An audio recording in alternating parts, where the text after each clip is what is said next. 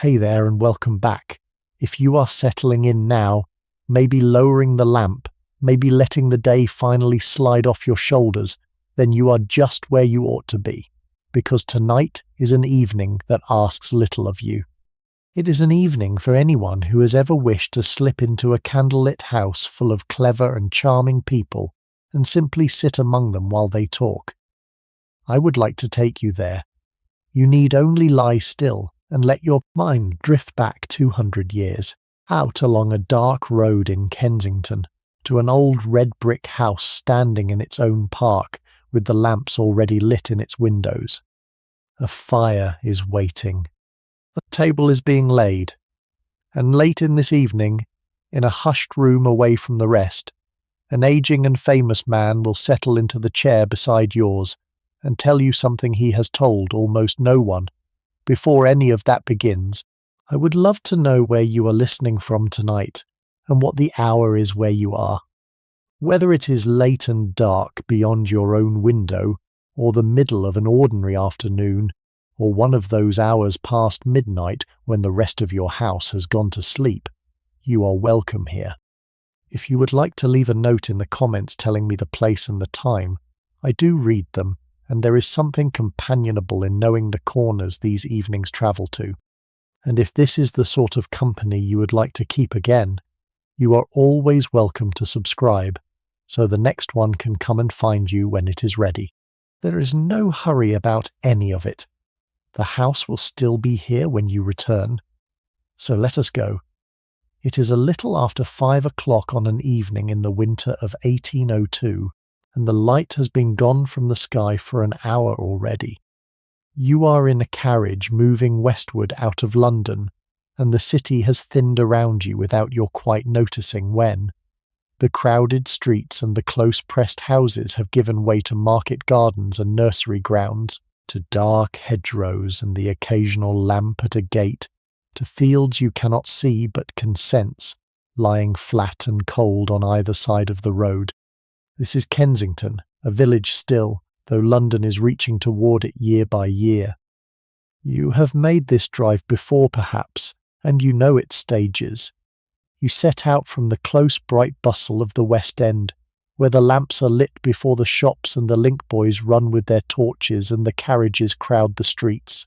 And then, going west, the town begins to loosen and fray. The grand new squares give way to older, meaner streets, and those to the long straggling road out through Knightsbridge, past the barracks, past the turnpike where the keeper comes out with his lantern to take the toll and waves you through. The road here has an unsavoury name after dark, for it runs lonely between fields and is known for footpads, and prudent travellers cross it in company, or with a servant armed, and you may notice your coachman touch something at his side and quicken the horses a little along the worst of it.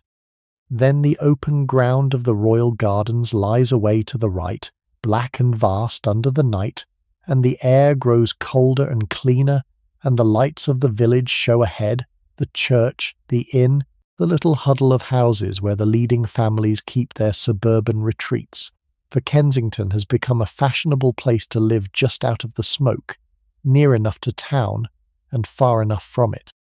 And somewhere off the road, behind its wall and its trees, in its own deep grounds, the house waits and the carriage slows and turns, and you have arrived. The air that comes in at the edges of the carriage window smells of wet earth and wood smoke rather than the coal and crowds you left behind. Somewhere ahead, a pair of stone gateposts will appear out of the dark, and beyond them a drive curving up through trees, and at the end of the drive a house with its windows burning gold against the black bulk of the night. There it is now. The carriage turns in between the gateposts and the wheels change their note, grinding from the hard road onto the gravel of the drive, and the trees close overhead. For a moment you are in complete darkness, the lamps of the carriage throwing pale moving shapes across trunks and bare branches, and then the drive bends, and the house is in front of you, and it stops you. It is not what you expected. You may have imagined something white and columned and new, one of those cool classical fronts the age has been raising all over England. This is older than that, and stranger, and far more inviting. It is a vast rambling pile of dark red brick, 200 years old if it is a day, built in the reign of the first King James, when men still set their houses about with turrets and gables, and tall mullioned windows divided into dozens of small leaded panes. There are towers at its corners and a low front with its central porch, and curved Dutch gables rising against the sky, and every window on the principal floor is lit from within, so that the entire face of the building seems to glow at you out of its surrounding dark, like a lantern set down in a field. This is Holland House, and if you knew the England of this moment from the inside, you would feel a particular lift of the heart at the sight of it, because this house is not only beautiful. It is the gathering place of a tribe of people, a faith, a way of looking at the country, and you are about to spend an evening at the very centre of it. The men and women inside this house call themselves Whigs. The word will mean little to you yet, and we are in no hurry to explain it, because the best way to understand what a Whig was is not to be told, but to go inside and sit among them and listen, and that is exactly what we are going to do. The carriage draws up before the porch. The horses blow and stamp. A door opens at the top of the steps, throwing a long wedge of warm light down onto the gravel, and a servant is already coming down to hand you out. You step down into the cold and up the worn, shallow steps and through the door, and the night closes behind you, and here, in the hall, the first thing that reaches you is warmth, and the smell of wood smoke and beeswax, and the faint green ghost of the orange trees they keep in tubs through the winter. The hall is panelled in dark old oak, gone almost black with age and polish, and a fire is burning at one end of it, and branches of candles stand on the tables, their flames leaning and recovering in the draught from the door before settling as it shuts. The change from the carriage is total and immediate, the way it always is on a winter night. A moment ago you were a cold traveller in the dark, the wind finding the gaps in your wraps, the world reduced to the small jolting box of the carriage and the black road, and now, in the space of 3 steps, you are enclosed in light and heat, and the smell of a grand house at its ease, the cold sponged off you all at once, your shoulders dropping, your full body understanding before your mind does that. You have arrived somewhere safe and warm and welcoming. The orange trees brought in from the garden against the frost stand in their tubs along the hall and breathe their faint bittersweet green scent into the warm air, a ghost of summer in the dead of winter, the kind of small, impossible luxury that only such a house can afford. A servant takes your cloak. There is the murmur of voices from somewhere deeper in the house, a ripple of laughter, a single line of music from a pianoforte, then quiet again. You are early, or early enough. The company has not yet fully gathered. And so while the house breathes around you, your eye is drawn, as everyone's eye is drawn in this hall, upward to the walls. Because the walls are full of faces. They hang in their dark frames from the panelling to the cornice, men mostly in the dress of earlier reigns, and they are watching you with the steady painted patience of people who have been dead a time. A servant seeing you look would not think it strange. People always look, and if your host were standing beside you, he would tell you who they are, because to the family in this house these are not decoration. They are kin, and they are scripture. The story of what a Whig believes is written on this wall, and it begins more than a century before the evening you have walked into, in fear and in blood, and we may as well begin there too, with our heads tipped back, looking up at the dead. To stand under these faces you have to go back to a frightened time, to England a little more than 120 years ago, in the reign of Charles II, the merry exiled king brought home after the upheavals of the civil wars and the years without a crown. Charles had no lawful child, and so the heir to his throne was his brother James, and James, to the horror of a large part of the nation, had gone over openly to the Church of Rome.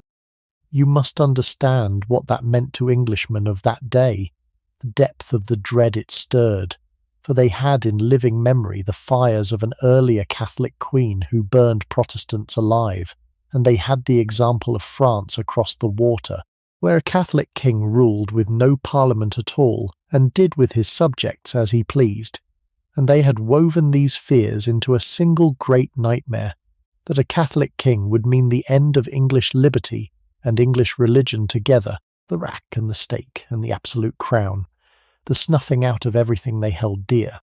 And now such a king was the next in line.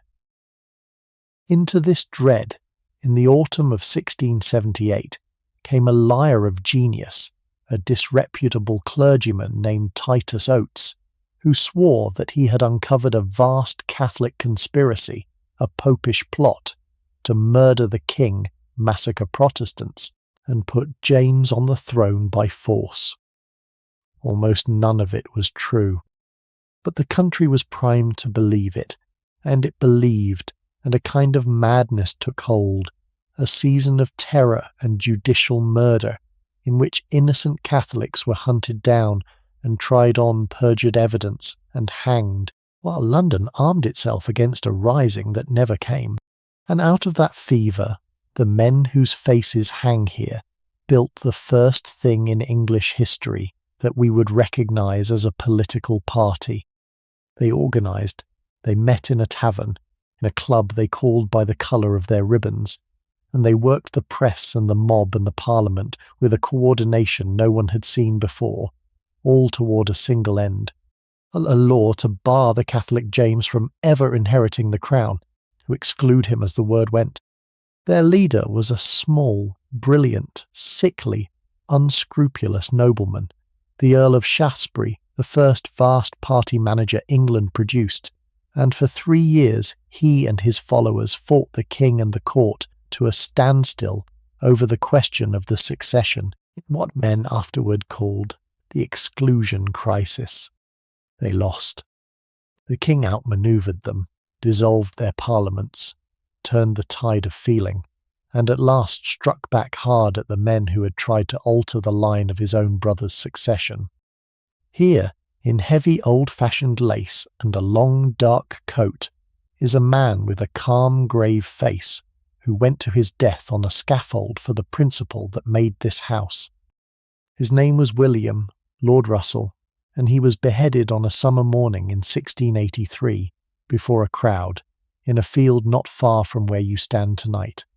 He had been accused of plotting against his king, Charles II, and against the king's brother James, who was a Catholic and the heir to the throne, and whom Russell and his friends had tried by every means they could find to bar from the succession. They failed, and some of them paid for it with their heads, and they became, for the people in this house, something close to saints. They were the first to be called by the name these people now wear with pride. It had been flung at them as an insult, this word, and we will come to where it came from in a moment, but Russell carried it to the block, and his widow lived 50 years a widow rather than dishonour his memory, and his portrait hangs here in the hall in the place of a martyr, because that, in the end, is what the family believes him to be. Beside him, and around him, hang the others. Here is a powerful lord in the robes and the long-curled wig of the end of the last century, and his story is the triumphant one, the one that answers Russell's death. For a few years after Russell went to the scaffold, the Catholic James did indeed become king, James II, and he frightened England badly, frightened it about its religion and its laws and its liberties, until a handful of the most powerful men in the kingdom did an extraordinary thing. They wrote secretly to a Protestant prince in Holland, William of Orange, who had a claim to the English throne through his wife, and they invited him to come over with an army and take the country from its lawful king. This lord in his portrait was one of the men who signed that invitation. William came. James lost his nerve and fled to France. and the men who had invited William sat down and made the new king agree, before they would crown him, to an extended list of things he could not do without Parliament's leave, so that never again could a king of England rule as James had tried to rule. They called what they had done the Glorious Revolution, and they called it glorious precisely because almost no blood was shed in it, and the shape of England that you can feel around you in this house, the whole settled confidence of it, rests on that bloodless coup of 1688 as a building rests on its foundation. And what they made in the months after William came is what these people revere above all else, the settlement, the grand body of law and custom that came out of the Revolution and that they hold sacred to this day. They drew up a declaration and then a Bill of Rights, which set down in black and white the things the king might not do, that he could not suspend the laws, nor keep a standing army, nor levy taxes without the consent of Parliament, that elections must be free and parliaments frequent, that the subject had the right to petition and to a fair trial, and to be free of cruel punishments. They settled the crown by their own authority on William and Mary, and after them by Act of Parliament on a Protestant line forever, shutting the Catholic heirs out by law. They had in plain fact chosen their own king on their own terms, and written the terms down, and made him swear to them, and in doing so they had answered, once and for all in their own minds, the oldest question in politics, whether a king holds his power from God or from his people. Their answer was the people. A philosopher of their party, John Locke, wrote it out in cool, clear prose in those very years, that government exists by the consent of the governed and for their good, and that a ruler who breaks that trust may lawfully be removed. That is the doctrine on the hall wall. That is what Russell died for before its time, and what these lords secured. And it is why, to the people who live here, 1688 is not a date in a book, but the hinge of society, the moment England became free, the act their own blood performed, and their own blood must forever guard. Look once more, before we go in, at one other face, hung near Russell's, for the two belong together. This is Algernon Sidney, an old Republican soldier of the Civil Wars, stern and proud, who went to the same scaffold in the same dark year of 1683 as Russell, condemned on the strength of an unpublished manuscript found in his study, in which he had argued that kings may be resisted. He was beheaded for a book, for the contents of his own mind, and the injustice of it rang through the age, and his famous treatise, printed after his death, became a kind of scripture of liberty for the men who came after. Russell and Sidney, the Lord and the Republican, the moderate and the radical, dying together for the same cause in the same year. Between them, they fixed the pattern of the tradition that runs down to the people gathered in these rooms tonight, the tradition of free men who would rather lose their heads than bow them. That is what to understand about the faces on this wall, and you understand it now without anyone having said a word to you. To the family in this house, history is not the past, it is the family business.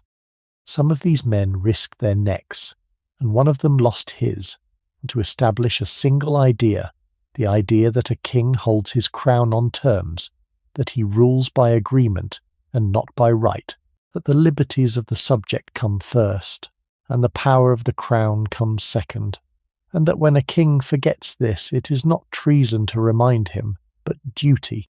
Everything you will see tonight, every glittering dinner, and idle card game, and brilliant flow of talk, sits on top of that idea, the way this entire warm-lit house sits on top of the cold, dark Kensington ground. The people you are about to meet were born into it. They drank it with their milk, and the dead men on the wall are here to remind them, every time they cross their own hall, of what it cost and what it is, for you are still looking up at them when a door opens deeper in the house, and the murmur of voices swells for a moment, and footsteps come toward the hall. The man who comes out to meet you is young, younger than you might expect the master of such a house to be, not yet 30, with a heavy good-humoured face and a way of moving that is already a little stiff because he suffers, even this young, from the gout that will plague him all his life. This is Henry Richard Fox, the 3rd Baron Holland, and he is the master of this house and the nephew of the most famous Whig alive. He greets you with a warmth that is entirely without ceremony, taking your hand in both of his, asking after your journey, telling you that you are very welcome, that the others are gathering in the drawing room, that dinner will not be long. There is nothing grand about him, nothing that stands on its dignity, and within a minute of meeting him you have understood why people who come to this house once tend to come back for the rest of their lives. He is one of the most genuinely beloved men of his age, this stiff-walking, sweet-natured young lord, and he wears his illustrious name and his house as lightly as an old coat. And then his wife comes through the door behind him, and the temperature of the room changes. Lady Holland is a handsome, dark, imperious woman in her early 30s, and where her husband sets you instantly at ease, she does something subtler and more interesting. She takes your measure. Her eyes go over you in a single unhurried sweep, and you feel pleasantly enough that you have been noted, filed, and provisionally approved. She is the absolute monarch of this house in a way her gentle husband could never be, and everyone in the rooms beyond knows it. She decides who sits where at her table, who is invited and who is quietly never asked again, when the conversation has gone on long enough and must be turned. She has come to this position by a difficult road which the polite world has not entirely forgiven and never will. She left her first husband for Lord Holland, and there was a divorce, a real scandal, the sort of thing that closes most doors in this society forever. It closed a good many to her. So she has built, here, behind her own gates, a kingdom of her own, where the rule is not respectability but brilliance, where what buys you a place at the table is wit and intelligence and good talk, and where she reigns. You will come to find her formidable, and a little frightening, and in the end rather magnificent. For now she inclines her head, says that she is glad you have come, and turns to lead you in to the others, and you follow her, because in this house everyone follows her. It is worth knowing as you go how these two came to be the master and mistress of this place, because their story is the story of the house itself. The young lord is not merely a Whig by conviction, he is one almost by inheritance of the most direct kind, for he is the nephew of Charles James Fox, the famous man you will meet at dinner, and he was raised from boyhood to revere his uncle and the cause his uncle led, and to think of himself as a keeper of the flame. He came into his title as a small child when his own father died, and grew up grave and bookish and kind, travelling abroad as a young man, reading deeply, forming the gentle scholarly character that everyone who knew him loved. And then, travelling in Italy in his early 20s, he met a married Englishwoman, and fell in love with her, and she with him, and out of that meeting came the scandal that made and nearly unmade them both. For the lady was at that time the wife of another man, a baronet, a cold and difficult husband, to whom she had been married off very young, and with whom she was wretched. She left him for Lord Holland. There was a child. There was, in the end, a divorce, which in that age required a special Act of Parliament and exposed every private detail to the public gaze, a process of such humiliation that few women's reputations survived it, and hers did not in the eyes of the strict society that decides such things.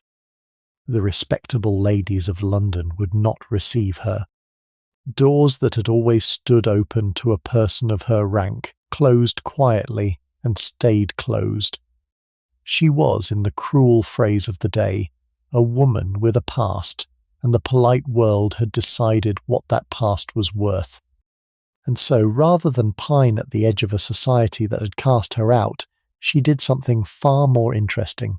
She built a better society inside her own walls and made fashionable London come to her. If she would not be received, then she would receive. She gathered here at Holland House by sheer force of will and intelligence and the magnet of her husband's name and her own formidable table, the cleverest men and the most brilliant talkers in England, the writers and the wits and the statesmen, and she made her drawing-room the place they most wished to be, until the very people who would not bow to her in a ballroom were vying for a card to her dinners. It was a kind of revenge, and a kind of triumph, and a real creation, for the salon she built would outlast all her enemies, and become one of the glories of the age. The gentle scholar and the exiled scandalous beauty, between them they made this house the warm beating heart of the Whig world, and you are, tonight, their guest. The drawing-room, when you come into it, is full of the soft confusion of a gathering not yet sat down to dinner. There are perhaps a dozen people here, standing in twos and threes, a fire roaring in the marble chimney-piece, candles everywhere multiplying themselves in the tall dark windows, and the talk going up from the room in a steady pleasant rush like water over stones. And what you would notice first if you had the key to it is that nearly everyone in this room is related to nearly everyone else. That woman is the host's cousin. That man married the sister of that one. The handsome older lady by the fire is connected to half the houses of England and is on terms of easy intimacy with the other half. It is not a party so much as a family, an enormous, sprawling, intermarried clan that has been knitting itself together by marriage for 100 years and more, until the leadership of a full political cause has become very nearly a matter of blood. And yet look again, and you see that it is not only family, for this house has a particular genius, and the genius is its hostess, who has made her table the one place in England where blood is not the only passport. Among the Duke's cousins and the Earl's daughters there are others, and they are the salt of the gathering, a poet perhaps of no family at all taken up for his gift, a clever young man down from the university with nothing but his wits, but being looked over by the great, a painter, a traveller newly home from some far country with tales to tell, a foreign visitor, a French émigré nobleman washed up by the Revolution, or an Italian, or a Scot of learning. The mistress of this house cares in the end less for a man's quarterings than for whether he can talk, whether he can add something to the feast of conversation she sets each night. And so her rooms mix the highest blood in England with the sharpest brains, the Duke beside the scribbler, the Duchess beside the philosopher, in a way that few other houses would dare, and that is the very secret of the place's fame. It is this, as much as the politics or the grandeur, that will make Holland House remembered, that it was a true republic of talk, where a man might earn his place by genius alone, and sit as an equal among the great. The cleverest people in the kingdom come here, because here, and almost only here, cleverness is the coin that counts. This is one of the deep truths of the place you have stepped into, and it is worth pausing on, here at the edge of the room, before you are swept into the talk. The Whigs were not, in the way we might think of a political party, an organisation that anyone could join. They were a connection, a web of perhaps 200 families bound by marriage and by money, and by the memory of those men on the hall wall who between them owned a startling share of the land of England, and who regarded the governing of the country as something that belonged to them more or less by right, the way the management of an estate belongs to its owner. The same surnames come round and round. The dukedoms and the grand houses pass the cause down the generations like a set of family silver. And so to be a Whig, for the people in this room, was not chiefly to hold a set of opinions. It was to be born into a particular set of cousins, to have those martyrs on your own walls, to have grown up being taken as a child to this house or one like it and set among these very people, and to have absorbed, long before you could have argued for any of it, the unshakable sense that liberty was your family's particular property and its defence your family's particular trade. Stand here a moment longer and let the web reveal itself, because once you see it, you cannot stop seeing it. There are perhaps a dozen surnames that between them carry the cause, and they have been marrying one another for so long that the family tree of the Whig party would baffle a herald. There are the Cavendishes, Dukes of Devonshire, the grandest of them all, whose ancestor was one of the very lords who invited William over, and whose vast house at Chatsworth is a palace. The dazzling Duchess by the fire married into that family. There are the Russells, Dukes of Bedford, the kin of the martyr in the hall, who have never let the country forget that they gave a head to the cause. There are the Spencers and the Pelhams, and the Foxes from whom this very house takes its master, and the Grenvilles and the Greys and a score of others, and they are knotted together by marriage in every direction, so that a single drawing-room like this one may hold 3 or 4 dukes' daughters, and as many heirs to earldoms, all of them cousins of some degree, all of them raised on the same milk of the same faith. And the marriages are not accidents of the heart, or not only that. They are policy. A great Whig marriage joins 2 fortunes, 2 interests, 2 blocks of parliamentary seats, 2 networks of dependents and tenants and voters into a single greater power, and the matrons of the connection plan them with the cold strategic care of generals moving armies. A well-married daughter is an alliance sealed. A son matched to the right heiress is a war chest filled, and an interest enlarged.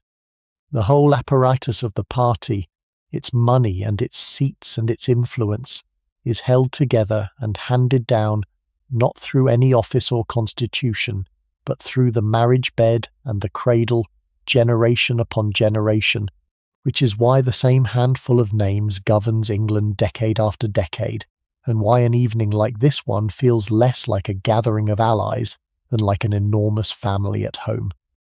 You begin looking round the warm, crowded room to pick out the resemblances, the long Cavendish faces, the proud Russell carriage, and to understand that you are not at a party.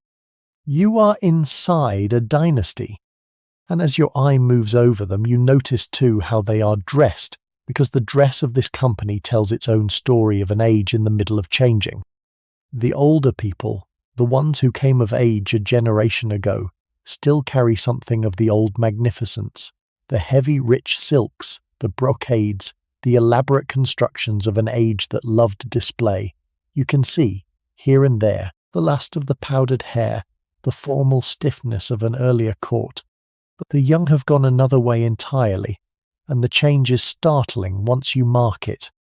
The young women are dressed in soft white muslin, thin clinging stuff, the waist drawn up high under the bosom and the skirt falling straight and simple to the feet, the effect meant to echo the draped statues of ancient Greece and Rome, a studied classical plainness after the stiff hooped grandeur of their mothers. Their hair is cropped short or dressed close to the head in the antique manner. The powder is gone. The towers of feathers the Duchess once made famous have collapsed into a single ribbon or a fillet. The young men, too, have abandoned the peacock brilliance of their fathers, the coloured silks and the lace and the jewels, for plainer, darker, soberer coats of fine cloth, well cut, beautifully made, but still a new ideal of understated gentlemanly elegance just now taking hold. It is a revolution in cloth, this, and not unconnected to the other revolution that has so shaken them all. But the new plainness is half a nod to the classical republics they all admire, and half a flinching away from the doomed, glittering excess of the French court that the guillotine has lately swept off the earth. The room, in its mingling of the old grandeur and the new simplicity, is a picture of an age caught between 2 worlds, and you are seeing it in the very clothes on their backs. Lady Holland is steering you gently around the room now, naming names, and the names go past almost too quickly to hold, but you catch the shape of it. This one, a cousin of the house. That one married into the Russells whose martyr hangs in the hall. that one a Cavendish, that one a Spencer, and then she brings you to the fireplace and to the handsome, faded, kind-eyed woman standing beside it, who turns to you with a smile of such genuine sweetness that you understand at once why, 20 years ago, half of England was a little in love with her. We will come to who she is shortly, because she is one of the famous faces of the age, and her story is one of the saddest and loveliest in the house tonight. For now she takes your hand and says she is delighted, and the fire is warm at your side, and the talk closes over you, and you are, without quite having decided to be, one of the company. There is time, before dinner is announced, to be led through a little of the house, and Lord Holland, limping cheerfully at your side, is glad to do the leading, because he loves this house the way some men love a living thing. He takes you first along a passage hung with more pictures, and then through a door, and you stop on the threshold, because you have come into the library, and the library at Holland House is one of the wonders of the place. It is a room, very long, running away from you down the entire length of one wing of the house, and every wall of it from floor to ceiling is books. Thousands upon thousands of them, in their calf and vellum bindings, gold lettering catching the candlelight, ranged on shelves that rise higher than a man can reach, with a gallery running round above to get at the upper ranks. There are busts of dead authors on pedestals between the windows, and reading desks, and deep chairs, and tables strewn with pamphlets and newspapers and letters, and the long room smells of leather and paper and wood smoke, and the particular dry sweetness of old books in powerful numbers. Lord Holland watches your face as you take it in, and is pleased, because this room is the heart of what the house is for. He cannot resist showing you a few of its treasures, drawing a volume here and there from the shelves, with the care of a man handling something alive. There are first editions of the old poets, and books that belong to famous men of the last age, their names written on the fly-leaf in faded ink. There are manuscripts, letters in the hands of statesmen and writers dead, kept and treasured. There are rare and curious things gathered by generations of collectors, fine bindings, illustrated volumes, works in half the languages of Europe, for the cultivated man of this world was expected to read French and Italian as a matter of course, and Latin and Greek besides. The collection is not a dead monument, but a working tool, added to constantly lent and borrowed and argued over. Books lie open on the desks where someone was reading them an hour ago. A half-written letter waits on the blotter. The newest pamphlets and reviews are stacked for the company to seize upon. Beyond the tall windows, had it been day, you would have seen the gardens running away into the grounds, the formal walks and the old trees, and the famous green quiet of the place. Now there is only your own reflection, and the candle flames thrown back at you out of the black glass, and beyond that, sensed rather than seen, the cold dark park lying about the warm bright house like a moat. But for the men and women of this connection did not think of themselves as merely rich or merely powerful or merely well-born, though they were all three. They thought of themselves as the cultivated leaders of a free and reasonable nation, and the library was where that idea lived. Here they read, and argued, and wrote. Here the finest speeches were drafted, and the pamphlets composed. Here a young man of the family would be set down with a tutor to read his Cicero and his Tacitus, the histories of free Romans destroyed by tyranny, until the lesson was in his blood. To be a Whig of this kind was to believe that you stood at the end of a long line of free men reaching back to the ancient world, that liberty had a history and a literature, and that the defence of it was an educated man's first duty. The books were not for show. The Hollands and their friends had read them, and would quote them at you across the dinner table without warning, and expect you to catch the reference and toss it back. The talk you are going to hear tonight is steeped in this room, and it is the ancient world above all that fills it. For these people lived, in their imaginations, half in their own England and half in the Rome and the Greece of 2,000 years before, and saw no gap between them. A gentleman's education was, before anything else, a soaking in the classics, years of construing Latin and Greek until the leading authors were as familiar as living friends, and what those authors taught, above all, was the story of liberty and its loss.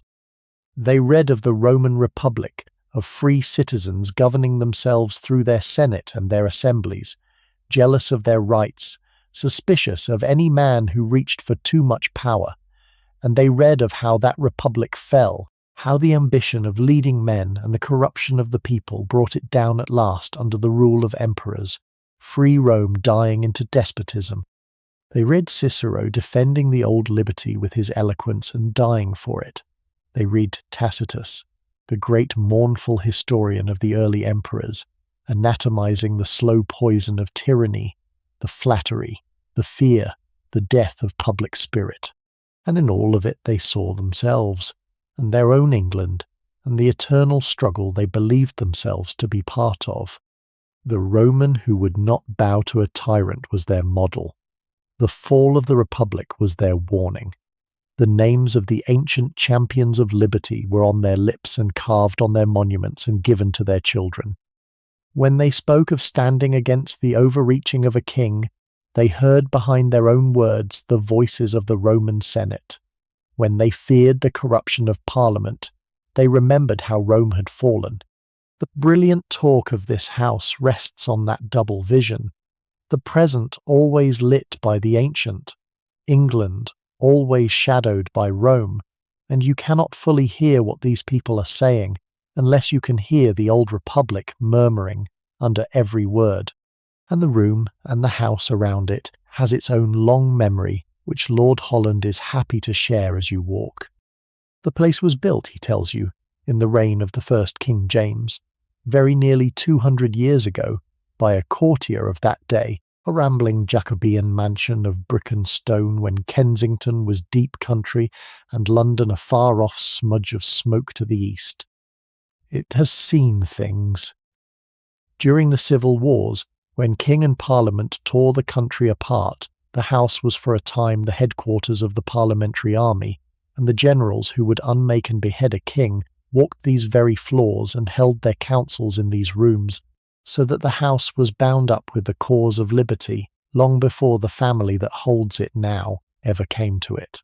And that in quieter days it was the home of one of the gentlest spirits in English letters, the essayist Joseph Addison, who married the widow of an earl and came to live here, and, the story goes, would pace the long gallery upstairs with a bottle of wine set at each end to fortify his thinking, and who died here, calling his stepson to his bedside, it is said to see how a Christian could die. The house wears all of this lightly, the soldiers and the essayist and the generations, the way old houses do, but it is there, under the candlelight, the accumulated life of 2 centuries, and it is part of what gives the place its particular weight, the sense you have of moving through a building that has been at the centre of English things for a very long time, and means to go on being so. He leads you on out of the library, and through a series of rooms each opening into the next, and as you go the house tells its story in paint and plaster. There are family portraits 2 centuries deep. There are landscapes of the vast estates the connection owns across England, green parks and lakes and temples, the visible wealth on which all this rests. There are pictures brought home from Italy by young men on their travels, and marble heads of Roman senators, and here and there, hung without much fuss among the rest, a portrait of a living statesman of the cause, a famous orator, a fallen minister, a leader of the party in some battle of 20 years ago.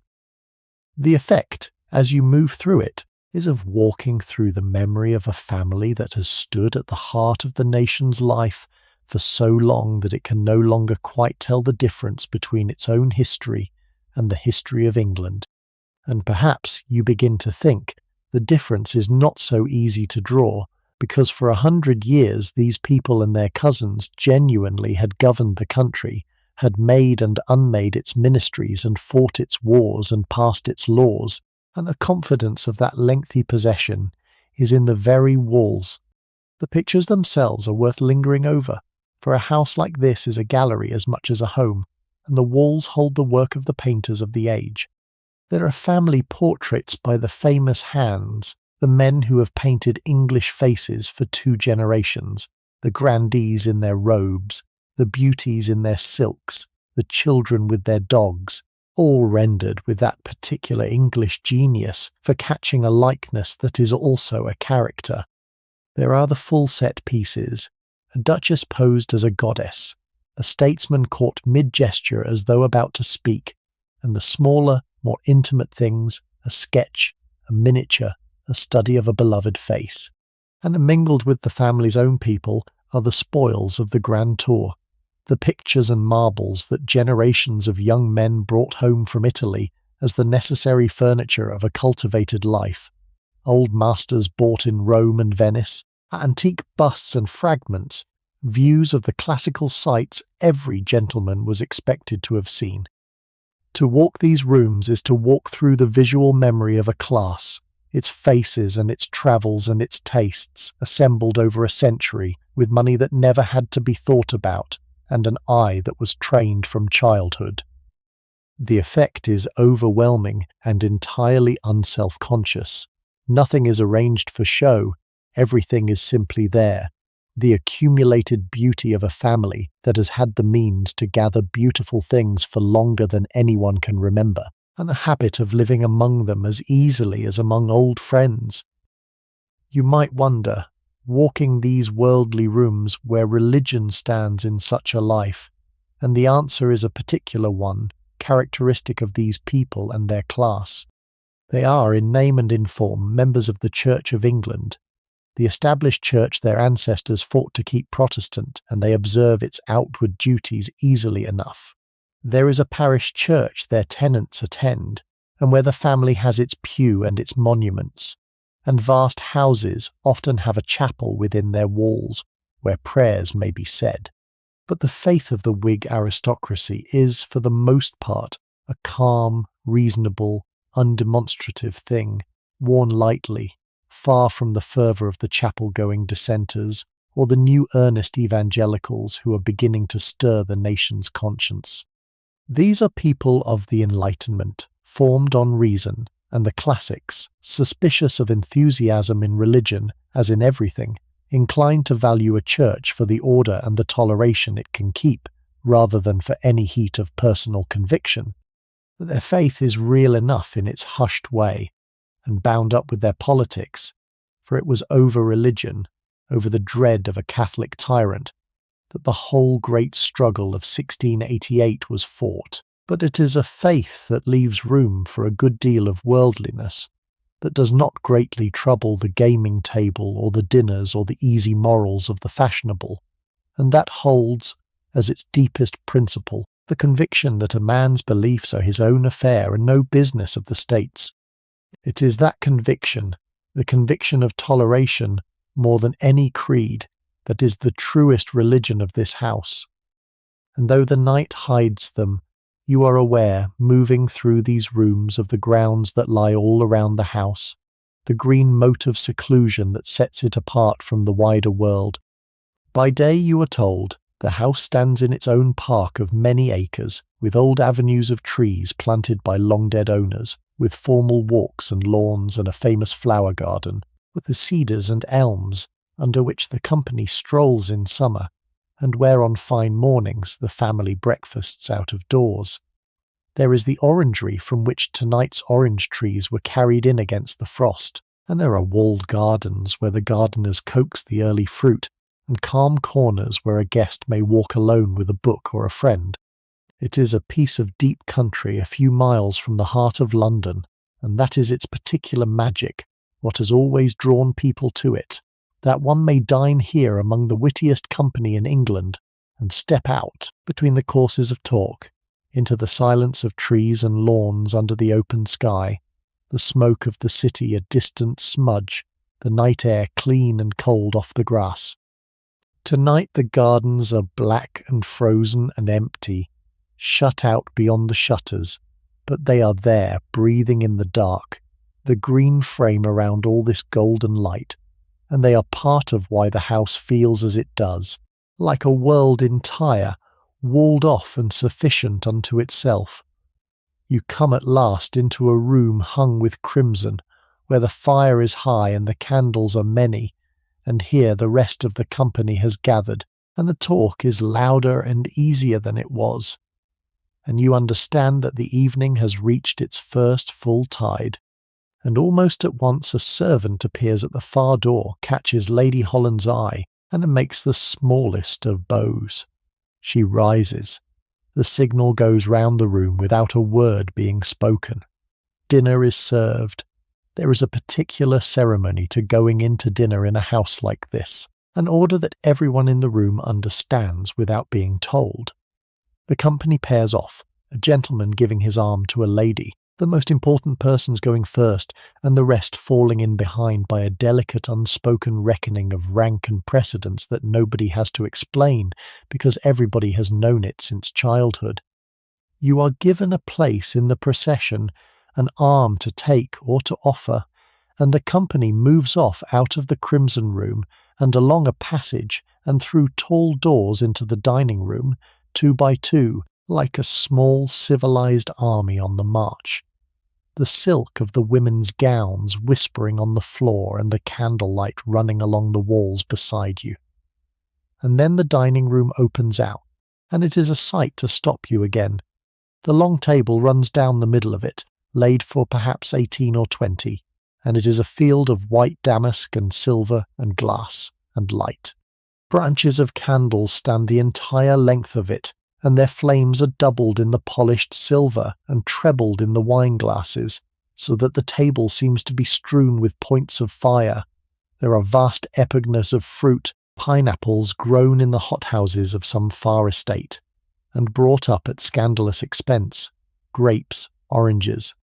There are dishes already set out the length of the board in the fashion of the time, for the food does not come one course at a time as we would expect, but in grand simultaneous arrangements, a dozen and more dishes set down together in a careful symmetry, so that the table itself is a kind of edible architecture. You take your place. Behind nearly every chair a servant stands. The candle heat and the smell of the food and the press of bodies make the room warm at once and full and alive. There is a hidden art to the serving of such a dinner, and once you notice it, you cannot stop watching it. The footmen stand against the walls in their livery, powdered and silent, and they move at the smallest signal, changing plates, refilling glasses, carrying dishes from the table to the sideboard to be carved and back again, the full intricate dance of it conducted almost without a word, so that the abundance seems to renew itself by magic. The food is laid out, as the fashion of the age decrees, all together in a grand symmetry, the dishes placed in answering pairs down the length of the board, a soup at each end to begin, then architectures of meat and fish, and made dishes set out at once, for the company to help themselves and their neighbours from whatever stands within reach.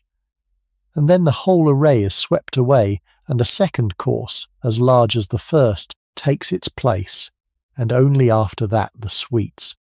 A guest is expected to serve the lady beside him, to offer her the wing of a fowl or a spoonful of this or that, to see that her glass is filled, and there is a quiet courtesy in all this attending, a way the table cares for itself. The plate is heavy old family silver, worn smooth by generations of polishing, engraved with the family arms.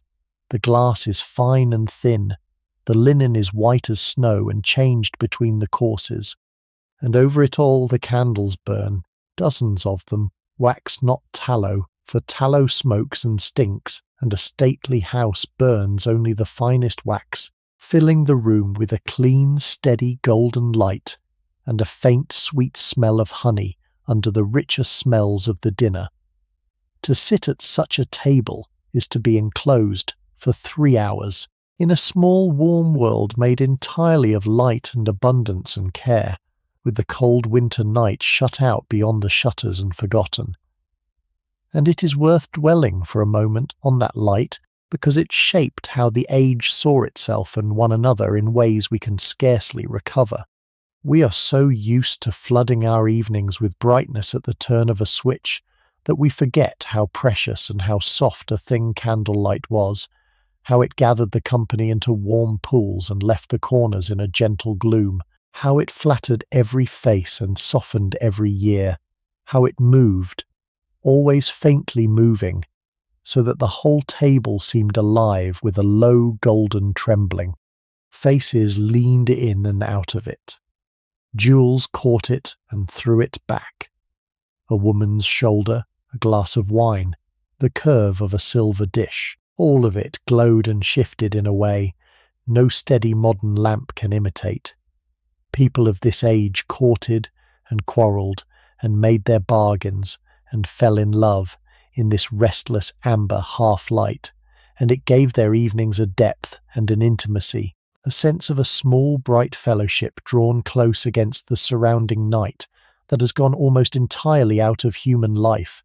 You are sitting inside that lost light now, and it is one of the loveliest things this evening has to give you. What is on the table would be both familiar and strange to you. There are joints of meat, a sirloin of beef, a saddle of mutton, a ham. There are roast fowls and a brace of pheasants, and perhaps a turkey, for it is winter. There are fish that have come up packed in ice from the coast, turbot and sole in rich sauces. There are made dishes, fricassees and ragouts in the French manner that the English affect to despise and eat with enthusiasm. There are vegetables in butter, and there are pies.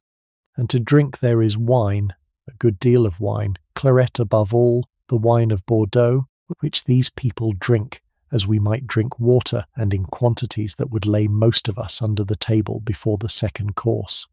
The eating and the drinking are serious and prolonged. A grand dinner of this kind can run to 3 hours, and more, course following course, the dishes cleared and replaced, the wine going round and round, the talk rising all the while. Ha!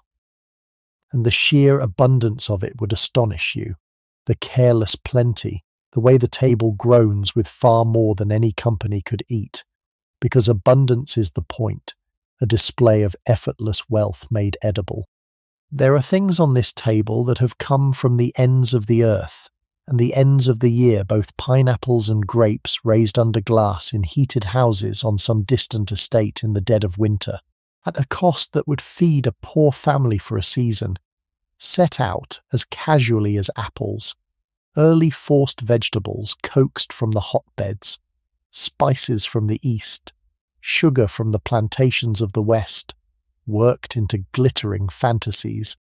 The second course, when it comes, is as lavish as the first, and after it the sweet things, the jellies and the flummeries and the syllabubs and the creams, the tarts and the preserved fruits, and the powerful centerpieces of spun sugar built up into temples and arches that are meant to be admired before they are destroyed. None of it is needed.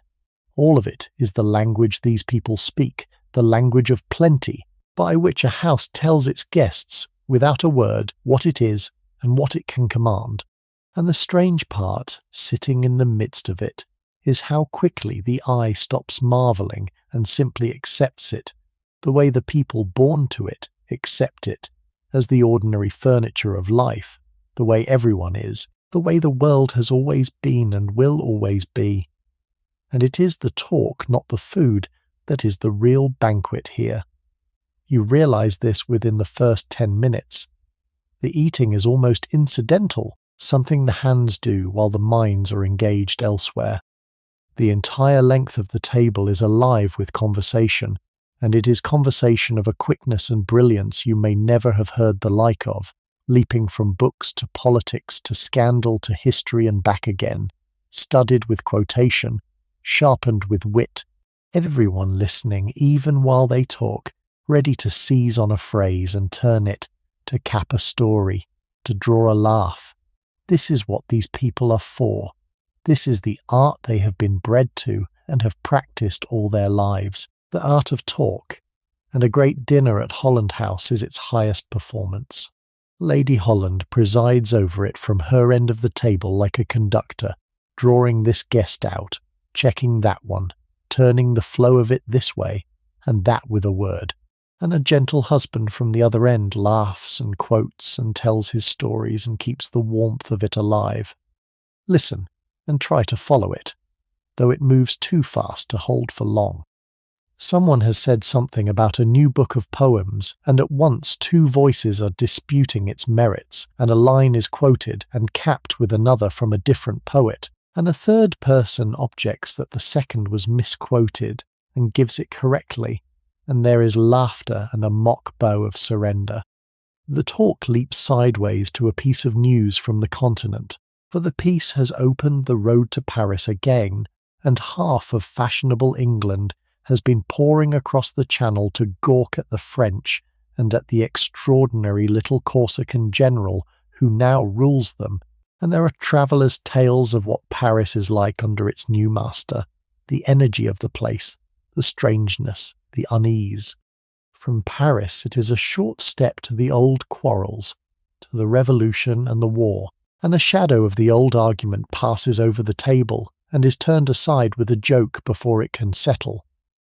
Someone tells a story against a personage not present, deliciously, and the full table savours it. Someone misremembers a date in Roman history and is corrected by 3 people at once. A grave point of constitutional principle is raised, debated for 2 minutes with real seriousness, and then dissolved in a pun. The performance is learned without being heavy, malicious without being cruel, swift, glancing, elusive, the talk of people who have all read the same books and known the same persons and shared the same jokes for 30 years, and who are showing off gloriously for one another and for the sheer joy of it. You could not invent such talk. It can only be grown over generations in a hothouse like this one, and you are lucky beyond reckoning to be sitting in it. It is somewhere in the middle of all this, between the fish and the game, that you begin to hear, threaded all through the brilliance, the bond that holds these people together. It comes up sideways, never as a speech, never as a creed recited. It comes up in the way they take certain things for granted. Someone mentions a measure the government has lately brought in, and the whole table's instinct, you notice, is suspicion. The assumption that any increase in the power of the Crown or its ministers is something to be watched and resisted. Someone speaks of an old battle in Parliament, and the names of the heroes and the villains fall out along clear lines that everyone present shares. There is a way they say the word liberty, lightly, often, the way other people might say the weather, as a force so settled in their bones that it needs no defending, only guarding. And underneath it all, surfacing again and again, is the memory of 1688, of the king sent away and the king brought in on terms, the Founding Act, referred to always with a kind of proprietary reverence, as the thing their own grandfathers did, and what the order of England rests upon. Listen long enough, and the creed assembles itself out of the talk, though no one has stated it, that a king rules by the consent of the governed, and may be resisted, even removed, if he breaks the compact. That Parliament, and within Parliament the House of Commons, is the true seat of the nation's authority, and the Crown must bow to it. That the liberties of the subject, freedom from arbitrary arrest, the right to be tried by a jury, the freedom of the press to criticise the powerful, are the most precious possessions of an Englishman, and the first target tyranny goes after. That power, all power, is dangerous and grasping by its nature, and must be hedged about and divided and watched. That the Protestant succession settled in 1688 is the guarantee of all the rest, and must never be undone. These are not opinions to the people at this table. They are the air they breathe, the inheritance those painted men in the hall died and triumphed to secure, and the entire purpose of the connection, The reason it exists is to keep that inheritance safe and pass it on. And the word for all of it, the names people wear, came to them, as such names often do from the mouths of their enemies. You may hear it tonight and wonder at it, for it is a strange, ugly little word, Whig, and it began as an insult. More than a century ago, in the bitter quarrels over whether the Catholic James should be allowed to inherit the throne, the men who said he should not, the men whose martyrs hang in the hall, were jeered at by their opponents as Whigs, after the Whigamores, the rough Presbyterian rebels and cattle drovers of the west of Scotland, fanatics and bumpkins in the mouths of their enemies. And those same enemies, the men who stood by the king's hereditary right, whatever his religion, were jeered at in turn as Tories after the Irish bandits and outlaws of that name. Both sides took the insult flung at them and wore it, and until the slurs hardened into the two famous names of English politics, and a man might say with pride, as the men at this table say, that he was a Whig, meaning that he stood where Russell stood, and that he would have invited William over, and that he believed, in his marrow, that England belonged to its people and not to its kings. The dinner moves on. The game is cleared, the sweet dishes come, jellies trembling in the candlelight, creams and tarts, and a leading glittering pyramid of spun sugar. Then these two are taken away, and the cloth itself is drawn off the table, and the bare polished wood is left gleaming, and the decanters of port and Madeira are set out, and the real drinking and the real talk begin. And it is now, when the formal business of dinner is done and the company has loosened, that your attention is drawn to a man near the head of the table whom you have been half aware of all evening, because the others defer to him in a way they defer to no one else, leaning toward him when he speaks, laughing a beat before his jokes are quite finished, treating him with an affection that has something in it of children around a beloved grandfather. He is old before his time, this man, heavy and unwell, his face fallen, his clothes carelessly worn, a heavy, shapeless figure, sunk comfortably in his chair with a glass at his hand. And he is, beyond any argument, the most loved man in the room, and very probably the most loved man in England by the people who love him, and the most hated by the people who hate him, which in this particular case comes to almost the same thing. This is Charles James Fox, and to the people at this table he is not a man so much as a cause made flesh. For 30 years he has been the magnificent voice of their connection, the orator whose speeches in the Commons could hold the House spellbound past midnight, the leader they followed through defeat after defeat after defeat, for the Whigs of Fox's lifetime were almost always out of power, shut out by a king who hated Fox personally, and by a long run of ill fortune, so that to follow Fox was to choose principle over place again and again for decades, and to love him the more for the choosing. He had been a wild young man, a gambler who lost fortunes at the tables of the clubs in single nights, a dandy, a rake, the despair of his friends, and he had grown into the conscience of his party, the man who stood up in the Commons when the country was mad for war and against the French Revolution, and said, almost alone, that liberty was liberty wherever it broke out, and that England had no business making war on a people who were trying to be free. It had cost him everything that stand, very nearly cost him his friends and his following, but he had held to it, and now, in this brief season of peace, with the war paused at last, he sits among his own people at Holland House, vindicated in their eyes, if in no one else's, the grand old man of the cause, and they cannot do enough for him. To understand why they love him so, you have to know the shape of the life that brought him here, because it is one of the lives of the age, and a strange one.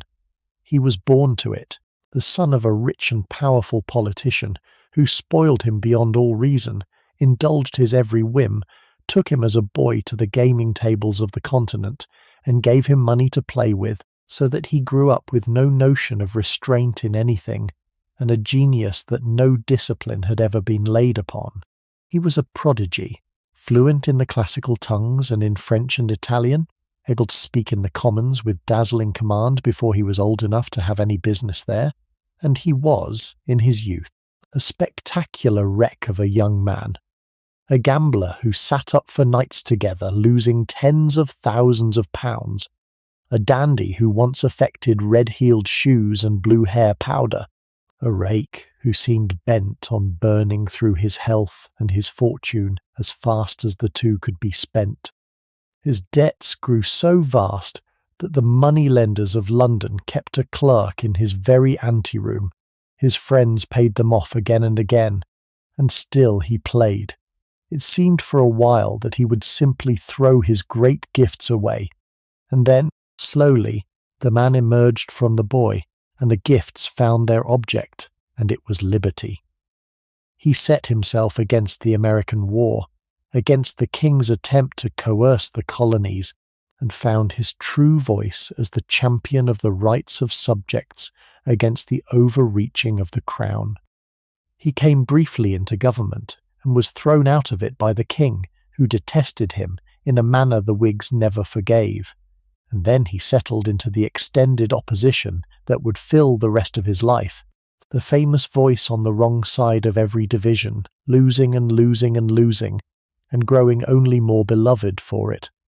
There was the famous business of the Westminster election, when he stood for the people's votes in the largest popular constituency in the land, and the Duchess by the fire and her friends came down into the streets in his cause, and it was said, scandalously, gloriously, that the beautiful young Duchess traded kisses with butchers for their votes, and Fox was carried home in triumph on the shoulders of the crowd. That was his stand on India, his attempt to curb the misrule of the vast company that governed it, which the king again destroyed. And there was, above all, his lonely stand on the French Revolution, when nearly the nation, and nearly his full party, went over to the war, and Fox stood almost alone and said that the French had the same right to be free that the English had claimed in 1688, and that to make war on a nation for choosing its own government was a crime, and he was reviled for it, called a traitor, near enough hounded out of public life, and a good part of his own connection deserted him over it. He weathered all of it. He seceded for a time from a parliament he could not move, retired to the country, and waited, and the men and women at this table, the remnant who stood by him through all of it, love him with the particular fierce devotion of people who chose the losing side together out of principle, and were proved, at least to their own satisfaction, right. You are watching him, and he feels it, the way such men always do, and he turns and catches your eye down the table, and instead of the grand cold stare you might brace for from so famous a man, his heavy ruined face breaks open into a smile of such sudden warmth, such unguarded friendliness, that you find yourself smiling back before you have decided to. That smile is the secret of him. People will tell you. It is why men forgave him the gambling and the debts and the wild years and the string of lost battles, and followed him to the end of their lives. He has no side, no grandeur, no wish to overawe you. He would rather, you sense, talk to you about a line of Greek, or a good horse, or the birds he keeps at his country house, than about anything so tiresome as politics. And later in the evening, when the company has scattered into the other rooms, he may well do exactly that. For now he lifts his glass an inch toward you, a small private salute from the most famous man in the room to the stranger at his table, and turns back to his neighbour, and the talk rolls on.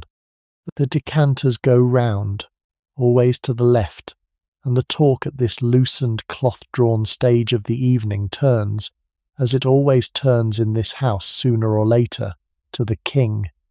Not with treason, you understand, and not with cruelty, for these are not Republicans, and would be shocked to be called so. They believe in the crown, in its place hedged and limited and Protestant, as one of the balanced parts of the constitution they revere. But there is an old wound here, and you can hear it in the way they speak of him, a tenderness over a sore tooth.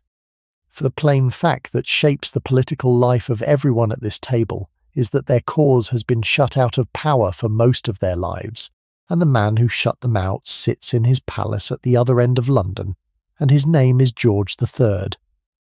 It is worth understanding this, because it explains the particular flavour of these people, the slight air they carry of a court in exile, brilliant and idle and a little melancholy under all the wit. The king and Fox have hated each other for 30 years. Long ago, when Fox was young and rising, he and his friends came briefly into government, and the king found a way to break them, dismissing them in a manner they considered a kind of constitutional outrage, and putting in their place a young man named William Pitt, who proceeded to win election after election and to govern England for the best part of 20 years, while the Whigs sat on the opposition benches and watched. Then came the war with revolutionary France, and the long fever of fear that went with it, and in that fever the Whigs who would not cheer for the war were cast out into the cold altogether, suspected, mistrusted, called friends of the enemy. So the people at this table have spent their best years in opposition, out of office, their talents unused, their measures defeated, watching from the side while other men governed the country they were bred to govern. The king himself is a more complicated figure than their bitterness allows, and in honest moments some of them will admit it. George III is, by the standards of kings, a good and decent man, dull dutiful, faithful to his plain German wife, devoted to his farms and his family, frugal where his sons are spendthrift, sincerely pious, sincerely conscientious. The common people rather love him for it, this homely king who calls himself a farmer and worries about the price of bread. But he has fixed and narrow notions of his own duty, and chief among them is the conviction that it is his sacred task to keep men like Fox from power, for he regards Fox not merely as a political opponent, but as a corrupter, a moral danger. The man who led his own beloved eldest son into a life of gambling and debt and dissolution. Their hatred is personal, and it is total. Long ago the king forced out a government he could not abide by letting it be known in the House of Lords that any peer who voted for its measures would be counted his personal enemy, an act the Whigs consider a gross abuse of the Crown's influence, a wound to the Constitution itself, and he set in its place the cool, austere, brilliant young William Pitt, then only in his 20s, who became the king's champion and the Whigs' adversary, and held the country for the best part of 20 years. And there was a stranger episode still, which these people remember with a complicated pain, for some years ago the king went mad. A mysterious illness fell on him, threw him into raving derangement, and for months it seemed he might never recover, and the question arose of who should rule in his place, and the answer by every right was his eldest son, the Prince of Wales, who was the Whigs' own friend and creature. For a few intoxicating weeks the connection believed itself on the very threshold of power. At last, after all the years out, the prince, their patron, about to become regent, and to call them to office. They quarrelled over the places before they had them, and then the king recovered, suddenly, wholly, and the door that had stood ajar swung shut again, and the Whigs were left exactly where they had been, in the cold, having shown the whole nation how eagerly they had counted on a sick man's incapacity. It was a humiliation, and it taught them, if they had needed teaching, how completely their fortunes hung on the body and the favour of a king who despised them. There is, too, the awkward matter of the prince himself, which the company touches on tonight with the weariness of people handling a thing that has cut them before. The Prince of Wales, the king's eldest son, has been the powerful hope and the great patron of the Whig connection for 20 years. He attached himself to Fox in his wild youth, took the party's colours, made Devonshire House and Carlton House the twin poles of fashionable opposition, and the Whigs pinned to him all their hopes of a future reign that would call them at last to power.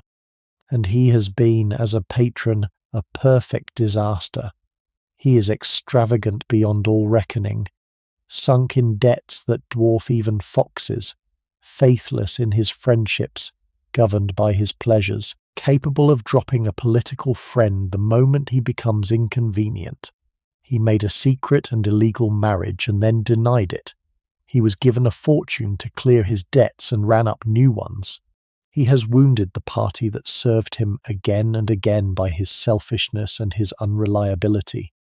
The Whigs are bound to him because he is their only road to power, the heir who must one day be king, and they are ashamed of him and cannot trust him and know it. And there is something faintly tragic in the spectacle of these high-principled people tying the fortunes of their noble cause to so unworthy a hope. They speak of him carefully, the prince, with loyalty on the surface and a deep-buried weariness underneath, and turn the talk, when they can, to something else. And what they turn to, again and again, is the place where their real lives are lived, the arena of all their hopes and defeats, the House of Commons. For all the dinners and the salons and the country houses, it is in that chamber that the cause is fought for and lost, night after night, and the men at this table live for it as actors live for the stage. You must picture the place to understand them. A cramped, ill-lit, crowded room, far too small for its members, who pack the benches and crowd the gangways and spill into the galleries on a leading night, the two sides facing each other across a narrow floor close enough to read one another's faces, government and opposition, eye to eye. There is nothing decorous about it. The members shout, jeer, cheer, groan, cough down a dull speaker, call out across the floor. A man rises to speak into a wall of noise and must master it or be drowned. And in that fierce, close arena, oratory is everything, the spoken word the only weapon. And this is the age of it, when speeches ran for 3 and 4 hours, and were listened to with passionate attention, and reported the next day across the kingdom, when a single magnificent performance could shift the fate of a measure or make a young man's name overnight. Fox, in his prime, was the supreme master of it, not a polished orator like his rival Pitt, whose speeches fell in cold, perfect periods, but something rarer and more thrilling, a man who spoke from the heart and the moment, rough, headlong, passionate, piling argument on argument, working himself and the house into a white heat, so that men who differed from him in everything would sit spellbound past midnight under the sheer force of him. To have heard Fox at his height, the older men will tell you, was to have heard the human voice do something it can rarely do. And the tragedy of these people, the thing under all their wit, is that this tremendous gift, this genius for the parliamentary war, has been spent for 20 years and more on the losing side. The magnificent speeches made, the divisions lost, the eloquence poured out night after night into defeat. They are the greatest performers in the land, shut out, most of their lives, from any chance to govern. And here is the strange thing. What makes them so much more attractive than a party in power usually is, they have made a kind of glory of it. Being out has become, for the Whigs, almost a point of honour, a proof of principle. Anyone can be loyal to a cause that is winning. To hold to a losing one year after year, decade after decade, to keep the faith through every defeat because the faith is true, that is the Whig romance, and they feel it about themselves keenly. They are the party of liberty in a time of fear, the keepers of the sacred flame of 1688 while lesser men trade principle for office. There is real self-flattery in this, and you will see the harder edges of it before the night is out.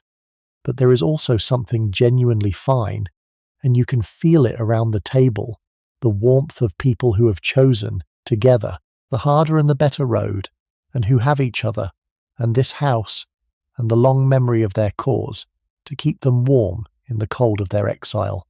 From power, the talk slides, as it must, toward the vast rupture, the thing that broke the party's heart a decade ago, and is spoken of even now in lowered tones.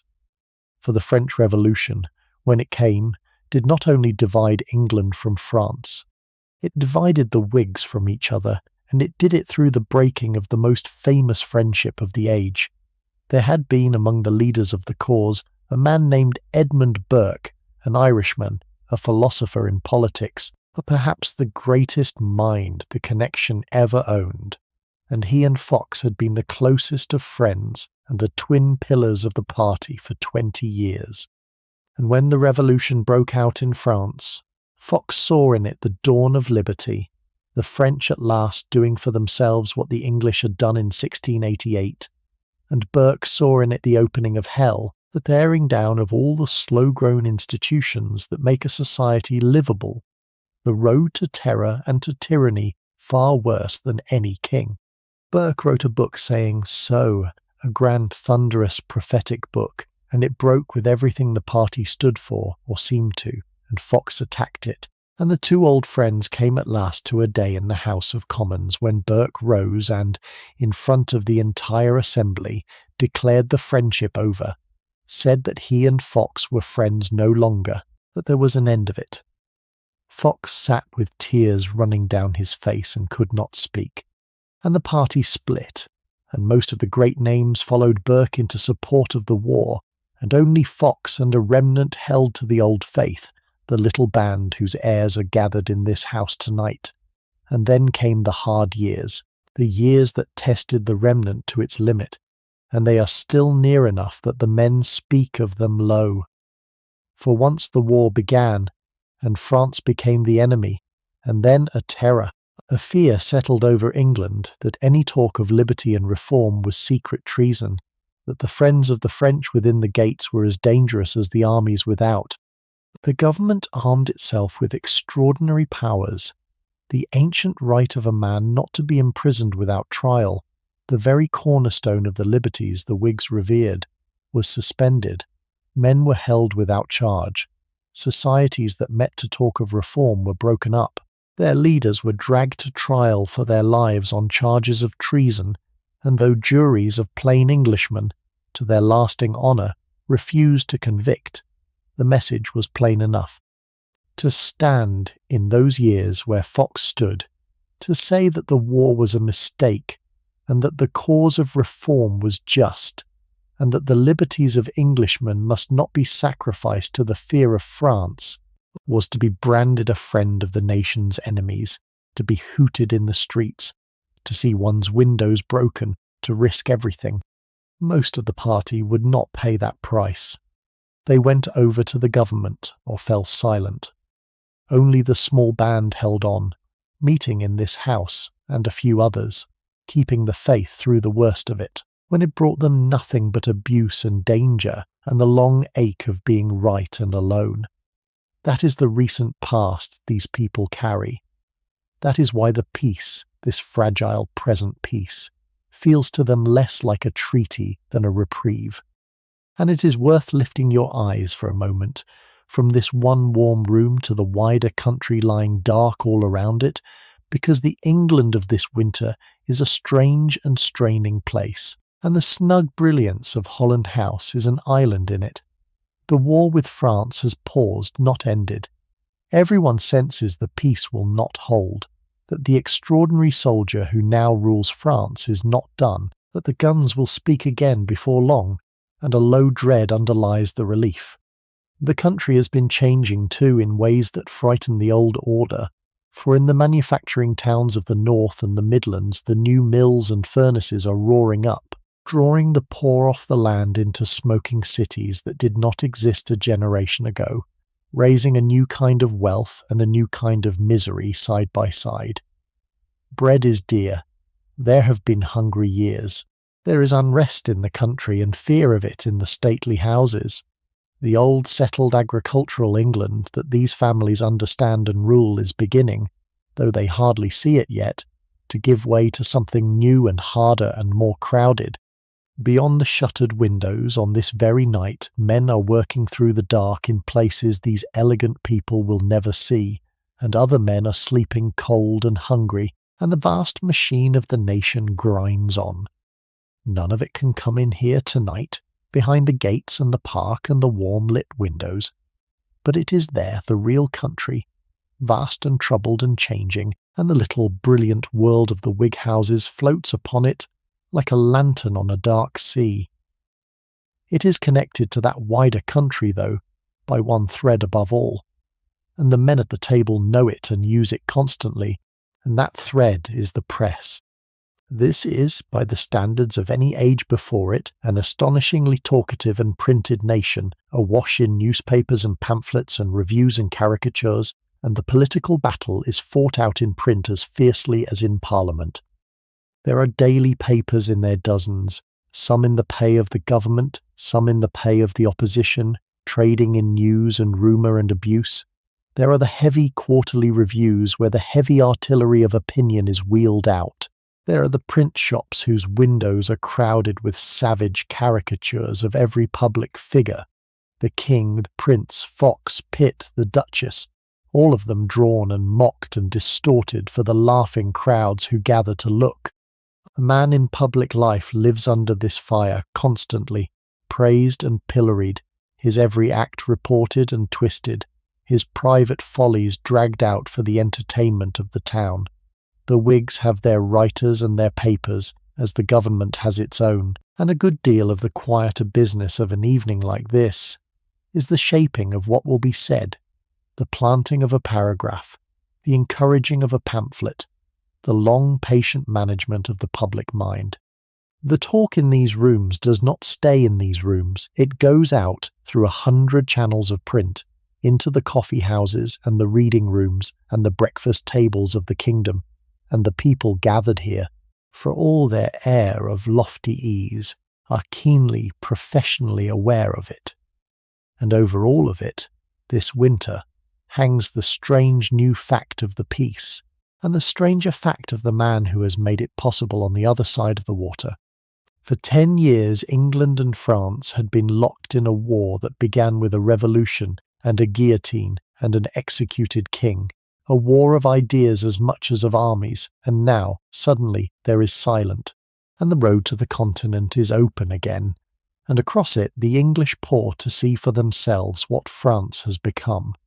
And what France has become is the possession of one man, a soldier risen from nowhere in the chaos of the revolution, who has gathered the power of that nation into his single hand, who is not a king, and yet rules more absolutely than any king, a figure without precedent that no one quite knows how to read. To the Whigs he is a particular puzzle and a particular pain. They had defended the revolution in its first hopeful days as the birth of French liberty, and now its child has grown into this, a military master, the liberty curdled into a new kind of power more formidable than the old. Some of them admire him still, the energy, the genius, the order he has brought out of the chaos. Some are uneasy, all are fascinated, and watch him across the narrow water as one watches a powerful storm that has paused but not passed. The talk circles him this winter, in every fashionable room in England, the extraordinary little man across the channel, and under the fascination runs the cold knowledge that the quiet will not last, that the storm will come round again, and that all this warmth and brilliance and ease is being enjoyed in the eye of it. Burke is dead now, these 5 years past, and the worst of the fever has cooled, and the men at the table speak of him with a sorrow that has lost its anger. They thought him wrong, terribly wrong, and they think the war he wanted has been a calamity. But they cannot forget that he was one of them, the finest of them, and that the quarrel cost them more than they have ever quite recovered. You sense, listening, that the wound has never fully closed, that under the brilliance and the claret there is a grief here for old friends lost, and a party broken, and a noble cause that turned, in the testing, out to be more complicated than the faith on the hall wall had ever let them suppose. They do not dwell on it. It is not in the temper of the evening to dwell on anything sad for long, but it is there, a low note under the music, and now you can hear it. And then, with the smallest of movements, Lady Holland rises from her end of the table, and every lady in the room rises with her, and the gentlemen are on their feet too, and there is a soft general stir of silk and chairs, and the women go out together, through the tall doors in a slow bright procession, leaving the men to their wine. This is the old custom, the withdrawing of the ladies after dinner, and we are going to do something now that the manners of the time would never have allowed, and follow the women rather than stay with the men, because the truth, which the men at the table would be surprised to hear, is that some of the most important things that happen in this society happen in the room the women have just gone into. The drawing room they return to is softer than the dining room, lit more gently, the fire built up, and the women settle into it with the ease of people coming home. Coffee will be brought and tea. There will be a little music presently, and there will be talk of a different texture from the men's, quicker in some ways more personal, ranging over the same matters of politics and the cause, but coming at them sideways, through people, through marriages and friendships and quarrels, and who is rising and who is falling, and who said what to whom. And do not imagine for a moment that this is the lesser conversation, the trivial one. In society you have entered, the great political hostesses are powers in the land, as real in their way as the orators in the Commons, and the rooms they rule are where reputations are made, and alliances sealed, and the full human machinery of the cause is oiled and kept running. For this is a politics conducted not through offices and committees, but through society itself, through dinners and balls and salons, and the long art of bringing the right people together in the right room, and at that art the women are the masters. A leading hostess could make a young man's career by taking him up, could heal a breach between two proud men by seating them side by side, could carry the sense of the party from house to house in an evening, could raise money and gather votes and shape opinion, all without ever holding any office or casting any vote, for of course no woman could vote or sit in Parliament. Their power was real and it was large, and it ran entirely through the social world that men dismissed as frivolous. And the women knew exactly what they were doing, and did it with a skill that the men, for all their speeches, could seldom match. Consider what such a woman actually did with her days.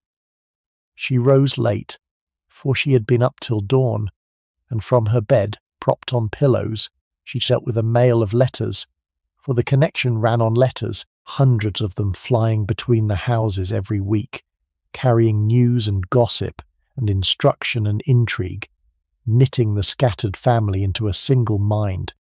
She knew better than any man who was quarrelling with whom, whose marriage was failing, whose son needed a seat in Parliament, and which borough might be got for him, which wavering peer might be brought round by a kind word at the right dinner, which promising young man of talent ought to be taken up and introduced and advanced. She arranged the dinners that healed the quarrels.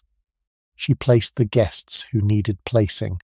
When an election came, she did not merely smile from a window. She organised, canvassed, wrote, cajoled, opened her purse, sent her servants out, turned the apparatus of her household into a political machine. The sisters and wives and daughters of the noble houses formed, among themselves, a parallel government of influence, and they were proud of it, and clear-eyed about it, and a clever woman among them could feel, with justice, that she did more to keep the cause alive than half the orators who took the credit.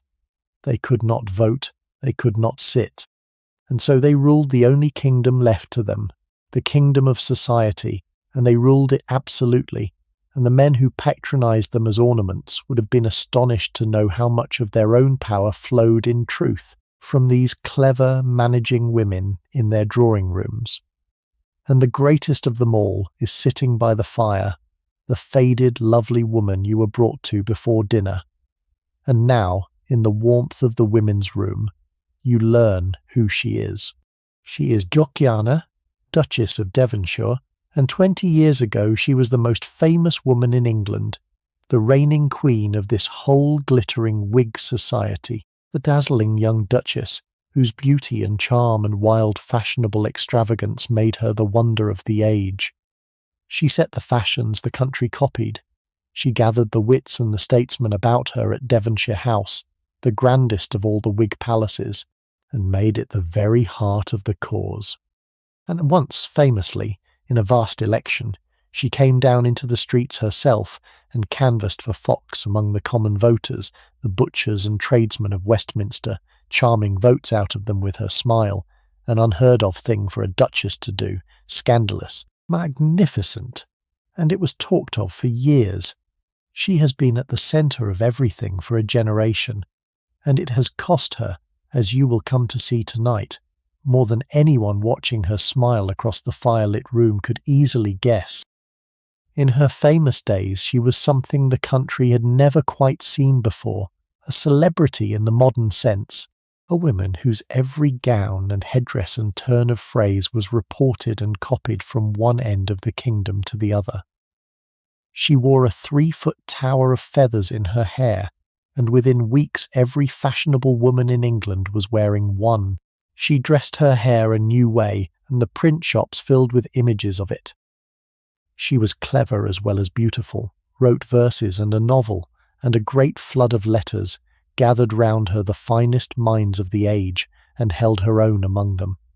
And she made of Devonshire House, the vast Cavendish Palace just off Piccadilly, the unrivalled headquarters of the entire Whig world, the place where the party's leaders met and plotted and were entertained, where Fox was always welcome, where the buff and blue colours of the cause were worn like a uniform.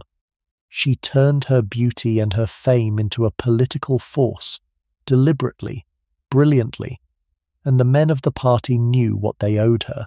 She was for 20 years the sun this circle turned around, but suns burn, and the burning has marks, and you will see them later when she draws you aside into the still. But that is for later, for the quiet hours. For now the coffee comes, and the talk is light and warm, and you sit among the women of the grand connection in the soft-lit room, while far off through 2 closed doors you can hear the deeper rumble of the men still at their wine, their voices rising now, a burst of laughter, the unmistakable sound of men with the cloth drawn, and the decanters going round and the full evening before them. Let us go back to them for a moment, those men we left, because something is happening in the dining room that you should see. With the women gone, the talk among the men has changed its key. It has grown franker, louder, more political and more reckless all at once, the way men's talk does when they are alone together over wine. And the wine, you should understand, goes round and round in a way that would alarm us now and alarmed nobody. Then, for the gentlemen of this age drink, after dinner, with a steady, prodigious application that was simply the custom of their world, the decanters of port and claret and Madeira pass and pass again, always to the left, hand to hand down the table, and a man who covered his glass, or let the bottle stand, would be thought a poor companion. There are the healths, the toasts, raised one after another, to the king, of course, in form, and then to the cause, to absent friends, to liberty, to the memory of the dead of the party, each toast drained to the bottom, the glass turned down or set ringing. And there are the political arguments that the wine loosens and sharpens, the indiscretions, the confidences, the sudden warmth of men deep in their cups telling one another what they really think. A good deal of the real business of this world is done here in the hour or two after the women withdraw, when the guards are down and the claret is flowing, and men say things they would never say sober or in mixed company. It is bad for their healths, and they know it and do not care. The gout that cripples half of them, the swollen faces, the early deaths, all flow in part from this, the rivers of wine that were the daily portion of a gentleman's life. And as the wine goes round, the talk among the older men turns, as it loves to turn, to the old days, the famous battles of their youth, The campaigns and the speeches and the personalities of 20 and 30 years ago, told and retold and polished smooth with the telling. They were there, these men, or their fathers were, for the powerful events of the age, and they speak of them as veterans speak of old wars. There is the long quarrel over America, when Fox and his friends stood against the king's attempt to crush the colonies by force, and lost, and the colonies were lost with them, and the Whigs were proved right too late. An old man at the table remembers the very debates, the night the news of some disaster came, the speeches that shook the House. There is the vast, slow drama of the trial of the man accused of plundering India, the impeachment that dragged on for years in Westminster Hall, the greatest theatrical spectacle of the age, with the fashionable world crowding in to hear Sheridan and Burke and Fox pour out their tremendous eloquence on the wrongs of a distant people. They describe it to you, the packed hall, the peers in their robes, the ladies fainting in the press, the orators at the height of their powers. There is the Regency, the strange weeks when the king was mad, and the party thought itself within a hand's breadth of power.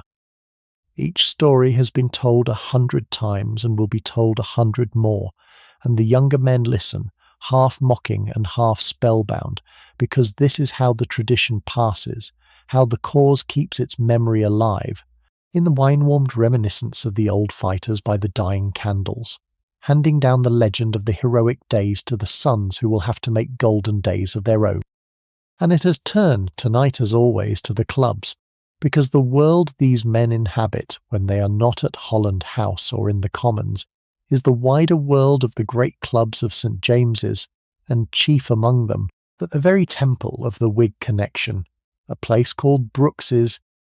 You will hear them speak of it tonight with a familiarity that is half affection and half ruefulness, because Brooks's has made and unmade more than one man at this table. It is a club, in the modern sense, a house in St. James's Street where the gentlemen of the connection go to meet, to dine, to read the papers, to talk politics through the night, and above all, to gamble.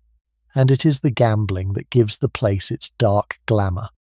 For the men of this generation gamed in a way that is genuinely hard to credit, played deep, as they called it, at cards and at dice for sums that could ruin an estate in a single night, and did ruin many. Fox himself, in his wild youth, was the most spectacular gambler of them all, sitting up for 2 days and a night at the faro table at Brooks's, losing and winning back, and losing again sums that would have kept a labourer's family for 1,000 years, until his debts grew so enormous that his friends had to club together to keep him afloat. The play at Brooks's was a kind of madness, and everyone knew it, and few could stop. They would sit through the night, the candles guttering, the vast sums going to and fro across the green cloth, men's faces grey with exhaustion and brandy and the terrible excitement of it, fortunes that had taken 300 years to gather pouring away between dusk and dawn. There was a recklessness in it that was almost a creed of its own, an aristocratic contempt for mere money, a need to prove that one was grand enough not to care. And there was despair in it too, the boredom of men bred to govern who were shut out of government, and had nothing to do with their enormous energies but throw them away across a gaming table. There was a book kept at the club in which the members wrote their wagers, and the wagers tell you everything about the temper of the place. Huge sums staked on which of 2 raindrops would first reach the bottom of a window, on whether a particular man would marry or die or be ruined before another, on the most trivial and the most savage of human chances, recorded in a fair clerkly hand as though they were affairs of state, that they bet on births and deaths and duels. They bet with a black flippancy on one another's lives. And around the gaming there grew up a whole style of being, the style of the young men of fashion of the last generation, the macaronis as they were called, with their absurd, towering wigs and their tiny hats, and their affected drawls, and their studied air of caring for nothing, an entire aristocratic performance of elegant exhaustion, of having seen and done and squandered everything before the age of 30. It is a strange dark thread running through this brilliant world, this passion for ruin, and you will see it again before the night is over, here in this very house, where the cards will come out later, and the stakes will not be small. The men do not stay forever at their wine. One by one, or in pairs, they push back their chairs and drift toward the door, toward the drawing room and the women, and the coffee and the music, and the evening gathers itself to flow back together. And as they come, the company reassembling now in the warm crimson rooms, you have a moment to stand a little apart and feel the shape of the thing you are inside, this house, this connection, this faith, gathered here on a winter night in the brief lull of a lengthy war, brilliant and wounded and proud, the keepers of an old flame, talking and drinking and gaming the dark hours away. The reunited company spreads itself through the drawing rooms, and the evening enters its long, loose, golden middle, the hours that are the real reason people love this house. Coffee and tea are carried round on silver trays, the little cups steaming, the fires are made up, people settle into the deep chairs and the window seats and the corners of sofas in twos and threes, and the single broad river of dinner-table talk breaks up into a dozen smaller streams, running all through the rooms at once. There is no programme to the evening now, no order of events, only the slow drift of people from group to group, the forming and dissolving of conversations, the easy, unhurried sociability of a house where everyone knows everyone and no one needs stand on ceremony. This is the art these people have raised to its highest pitch, the art of an evening, of doing nothing in particular in the most civilized and delightful manner imaginable, and you have only to sit still in it and let it carry you. The tea itself is a small ceremony and a costly one, for tea is still dear enough that the leaves are kept under lock and key by the mistress of the house, and measured out by her own hand or her housekeeper's. To be given tea is to be given something precious, brought half across everyone in the holds of the leading East India ships. It comes in delicate porcelain, the cup small and handleless in the Chinese way, and there is a hushed pleasure in the warmth of it, after the heaviness of the wine, a clearing of the head, a gentling of the mood. Some take coffee instead, thick and strong. Some, the older men, drink neither, and call for more wine. And around the tea things the evening arranges itself into its softer shapes. In one corner a knot of people bends over a book of prints, turning the leaves, exclaiming. In another, two old friends have drawn their chairs together for the kind of low confidential talk that the noise of the room makes private. Someone has produced a chessboard. Somewhere a game of words is going on, the company capping one another's verses or hunting out puns, the harmless learned play of clever people at their ease. The candles burn lower, the fires settle and are fed, and the entire long golden middle of the evening unrolls without hurry, hour upon unhurried hour, in a way our own restless age has almost wholly forgotten, that deep, luxurious slowness of people who have nowhere else to be, and nothing to do but enjoy one another until the small hours come. And among the company, if you look, there are the young, the next generation, and they repay watching, because you are seeing the cause renew itself before your eyes. There are sons not long down from the university, a little awkward still, listening hard to the eminent men, storing up the talk. There are daughters newly out, being looked over by the matrons with an eye to future marriages, learning the arts of the drawing-room from their mothers and aunts.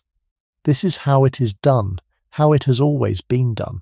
There is no school for it, no formal training in how to be a Whig and a leader of the nation. Only this, the extended immersion from childhood in rooms like these, among people like these, absorbing by the pause the manners and the loyalties and the easy command that the role requires.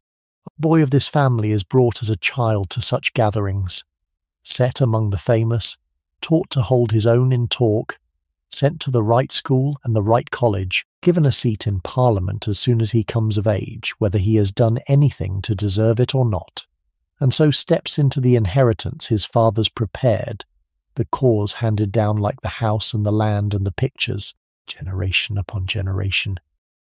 You can see it happening tonight, the old lions teaching the cubs, the cause flowing on into the young, and there is something both touching and troubling in it, the warmth of a family raising its children to its faith, and the calm certainty that the governing of England will pass, as it has always passed, from these few hands to a few more of the same blood. And here is what may surprise you most, sitting among them as an outsider, a stranger with no great name and no place in the web of cousins, how easily, how warmly you have been folded in. You might have expected such a company, so grand, so sure of itself, so bound by blood, to be cold to a newcomer, to look through you, to make you feel the distance. It is the opposite. There is a generosity in the best of these people, a genuine delight in a new face and a new mind that throws the doors open at once. They draw you into the talk, ask your opinion, listen to your answer, tease you gently, include you in the laughter, until within an hour or two you feel impossibly, as though you have been coming here for years. Part of it is mere good breeding, the easy manners of people who have never had to strive and so have nothing to prove. But part of it is real, a true warmth, the same warmth that binds them to one another, simply extended to take you in. For a company this happy in itself has warmth to spare, and likes nothing better than to share it. And that, perhaps, is the deepest pleasure of an evening in such a house, deeper even than the wit and the beauty and the history. The simple human gladness of being made welcome, of being, for a few hours, one of the company, sitting in the warm light among clever, kind people who seem genuinely glad that you are there. It will not last. Tomorrow you will go back to your own life, and they to theirs, and the machine of rank will close again over the brief opening that let you in. But tonight, in the candlelight you belong, and they have made you feel it, and you will remember the feeling long after you have forgotten everything else. Someone has gone to the pianoforte at the far end of the room, and after a little preluding begins to play, and presently to sing, one of the Italian airs that every cultivated person of the age has by heart, and a hush spreads outward from the instrument as the nearer talkers drop their voices and turn to listen. The music of such an evening is all homemade, and the better for it. There are no hired performers. The music is made by the company itself, by the daughters of the house and their friends who have been taught from childhood to play and sing as a necessary accomplishment, and by the occasional gentleman with a good voice and no shame about using it. The instrument is the pianoforte, still a fairly new thing, sweeter and more expressive than the old harpsichords it has driven out, that there may be a harp in the corner for a lady to play, the most fashionable of instruments for its graceful attitudes as much as its sound, and the songs are the songs of the moment and of the ages both. Italian airs from the operas everyone has seen, sung in a language half the room understands, the old melancholy melodies of Scotland and Ireland, which the age has lately fallen in love with, simple plaintive tunes of loss and longing that can silence a chattering room, glees and catches for several voices woven together, a sentimental ballad that brings a tear to an eye or two. The performance need not be brilliant. A wrong note is forgiven, an unsteady voice indulged. What matters is the sweetness laid over the evening, the moment of shared stillness, the way a song can gather a scattered company into a single feeling for the length of a verse. The music is not a performance so much as a part of the texture of the evening, something to be half attended to, a sweetness laid under the talk, and the candlelight and the warmth. A second voice joins the first. The fire settles with a soft collapse of embers. Somewhere a clock chimes the hour, unregarded. and for a few minutes the full, brilliant, restless company is held still and quiet by the music, the famous and the powerful, and the merely fortunate all leaning into the same small pool of song, and you could almost forget, in the beauty of it, everything that waits outside these walls, the cold, the war that is only paused and not ended, the long defeats, the wounds under the wit. That is what the evening is for. That is what they have built, behind their gates, in the teeth of a hard age. A few warm hours where the beauty is real and the company is kind, and the music is sweet, and nothing painful is allowed for a while to come in. While it lasts, all around it and beneath it, unseen, another world is working to sustain it, and you would do well, before the music ends, to spare a thought for that world, because without it, none of this could exist for a single hour. A house like this one runs on the labour of a small army, most of it invisible to the guests by design. Below the floors you are sitting on, in the vaulted kitchens, the cooks have been labouring since before dawn over the open fires and the spits, dressing the meats, raising the pastries, contriving the made dishes, working in a heat and a hurry you could scarcely imagine, so that the dinner could appear upstairs as if by enchantment, course succeeding course in serene abundance. There are scullery maids whose lives are the scouring of pots in cold water. There are footmen who have stood for hours and will stand for hours more. There are the still room and the laundry and the cellars. There are grooms and coachmen waiting in the cold of the stable yard with the horses while their masters dine. There are housemaids who rose in the black of the winter morning to lay and light the very fires that warm you now, creeping through the sleeping house with their boxes and brushes, and who will be up again before light tomorrow to do it once more. They sleep in attics under the roof, and in cellars under the ground, 2 and 3 to a bed, and they are paid a pittance, and they are mostly young, and the work is endless. And the vast brilliant life of the rooms above is to them simply the weather of their days, something that happens overhead. The freedom these people prize, the leisure, the cultivation, the luxurious evenings of talk, all of it rests, here as on the country estates, upon the labour of others who have none of it. And it is not cruelty exactly. Many of these servants are well enough treated by the standards of the age, and would tell you they were lucky in their place. But it is the iron foundation under the silk and the candlelight, and an honest evening in this house must hold it somewhere in mind. The song ends. There is the soft sound of approval, the murmur and the gentle tapping that does for applause in a private room, and the talk rises again, and almost at once it gathers around a particular man, because he has begun, in his lazy, unmistakable way, to tell a story. You have noticed him already, this man, because he is impossible not to notice. He is somewhere in his 50s, florid, a little run to seed, with a face that must once have been very handsome and is now richly weathered by drink and late nights and the long wear of a life lived entirely too hard. And he has the gift, the rarest and most dangerous of all the social gifts, of being effortlessly the most amusing person in any room he enters. This is Richard Brinsley Sheridan, and he is one of the marvels of the age. He wrote as a young man 2 or 3 of the funniest plays in the English language, comedies that are still acted and still convulse audiences, and will go on doing so long after everyone in this room is dust. He owns and runs the famous theatre at Drury Lane, more or less into the ground, for he is hopeless with money in a way that makes even Fox look prudent.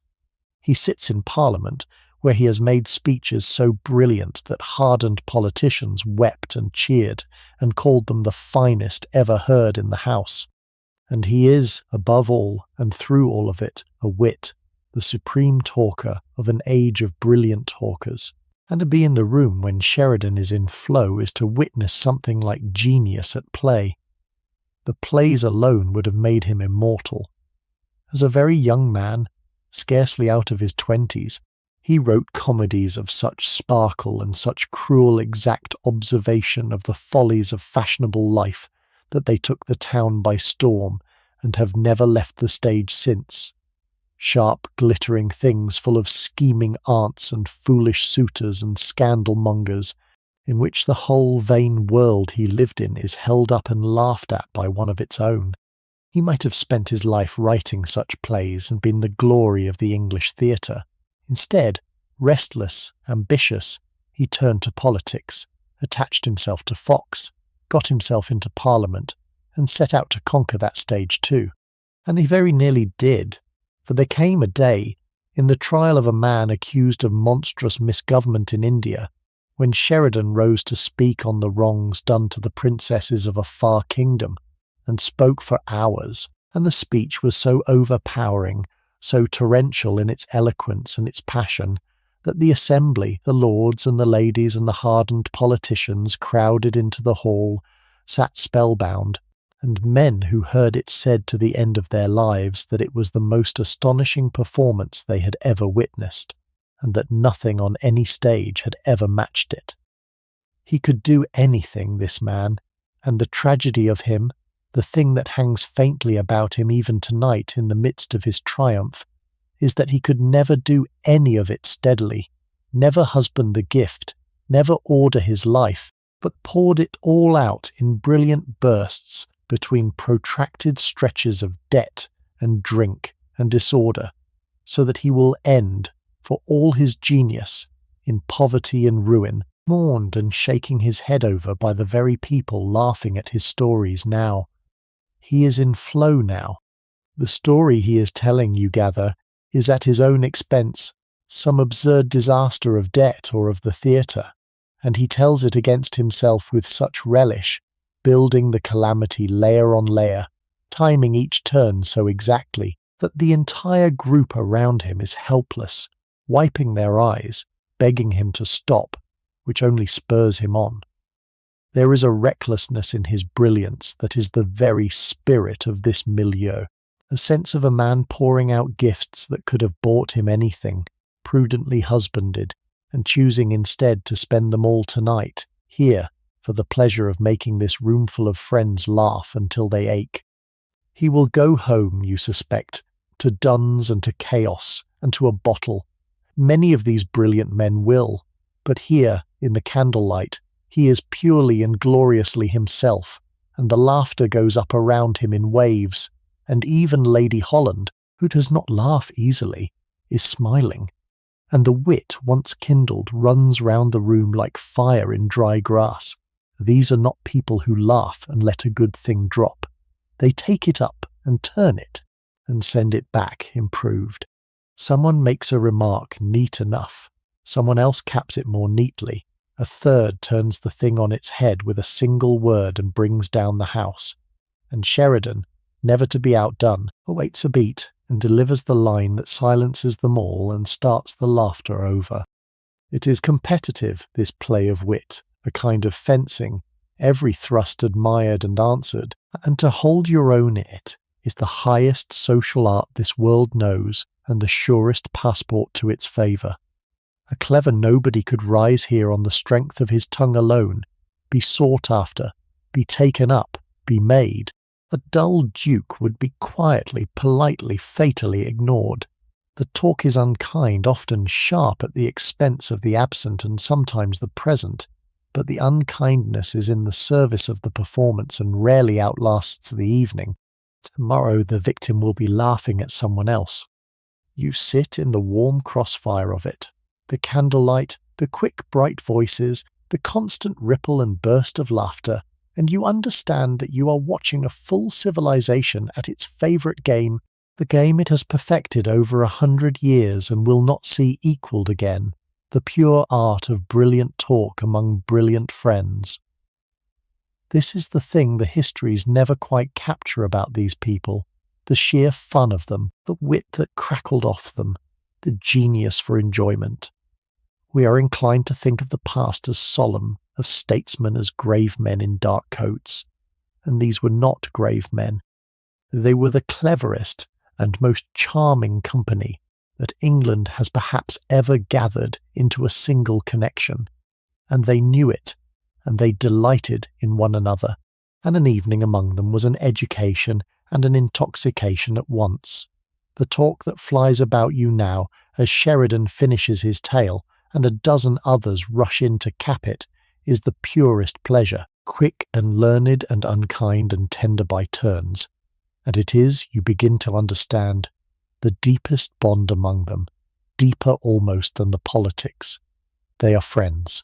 They have chosen one another, and lost battles together, and grown old together, and they would rather be in this room with these people than anywhere else on earth.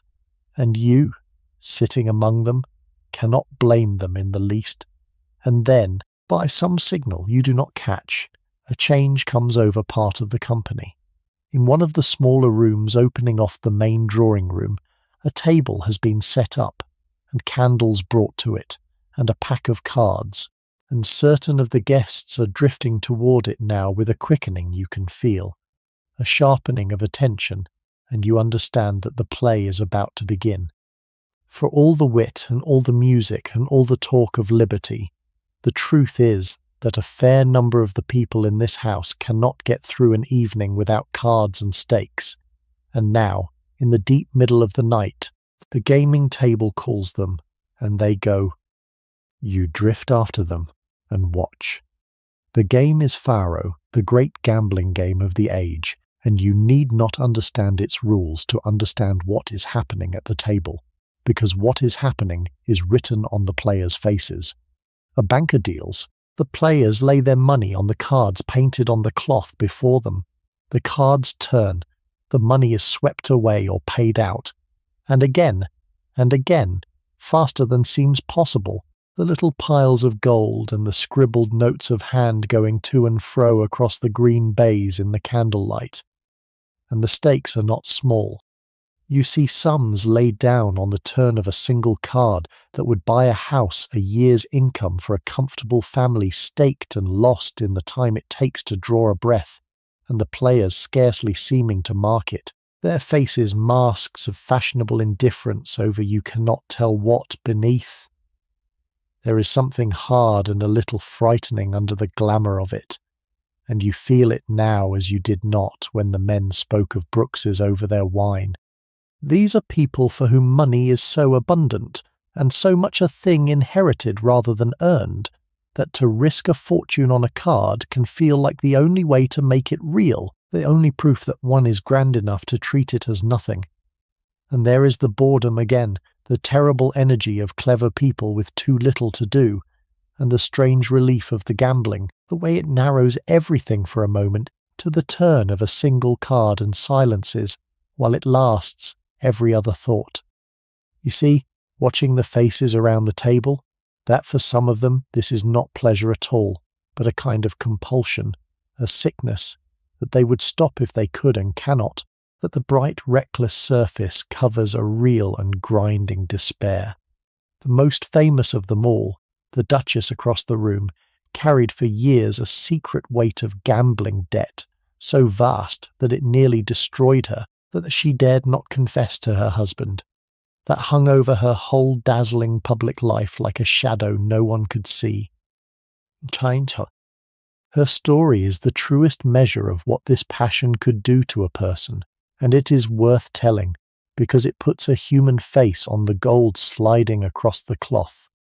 She had begun to gamble almost as soon as she married, young and unhappy and desperate to fill the emptiness of a grand marriage that gave her no love, and the losses had mounted year upon year in secret, borrowed against, hidden, compounded, a sum so enormous and so shameful that she could not bring herself to tell the Duke its true extent, and lived for the better part of 2 decades in a state of concealed terror, begging loans from friends and bankers and even, it was whispered, from foreign princes, robbing one debt to pay another, lying awake with the figures circling in her head, while society saw only the radiant Duchess at the heart of every pleasure.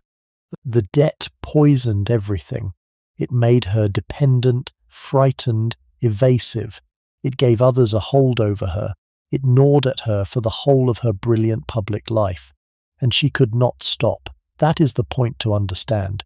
The thing written in the faces around the table tonight, that for those whom the sickness has truly caught, it is not a vice they choose, but a compulsion they suffer, and that behind the fashionable mask of not caring there may be a human being in real and private anguish, smiling, laying down another stake, drowning by inches in the candlelight. The play at the table is the dark twin of all the brilliance, and you watch it for a while in the candlelight, the gold going to and fro, the masked indifferent faces, and then you turn away. You turn away, and the turning carries you back toward the quieter rooms, and the talk you fall into now by the fire is of a different and gentler kind, for it has drifted to the country, to the broad estates from which all of this comes. Someone is speaking of Chatsworth, the Duchess's own house in Derbyshire, the vast palace in its valley with its fountains and its park and its endless rooms, and someone else of Woburn, and someone of the houses of the other powerful families, and the talk fills with green country, with deer parks and lakes and avenues of trees, with the slow seasons of land far from London. And this, you remind yourself, is the real foundation of everything, what the brilliant Kensington evening rests upon. These people are not townsfolk.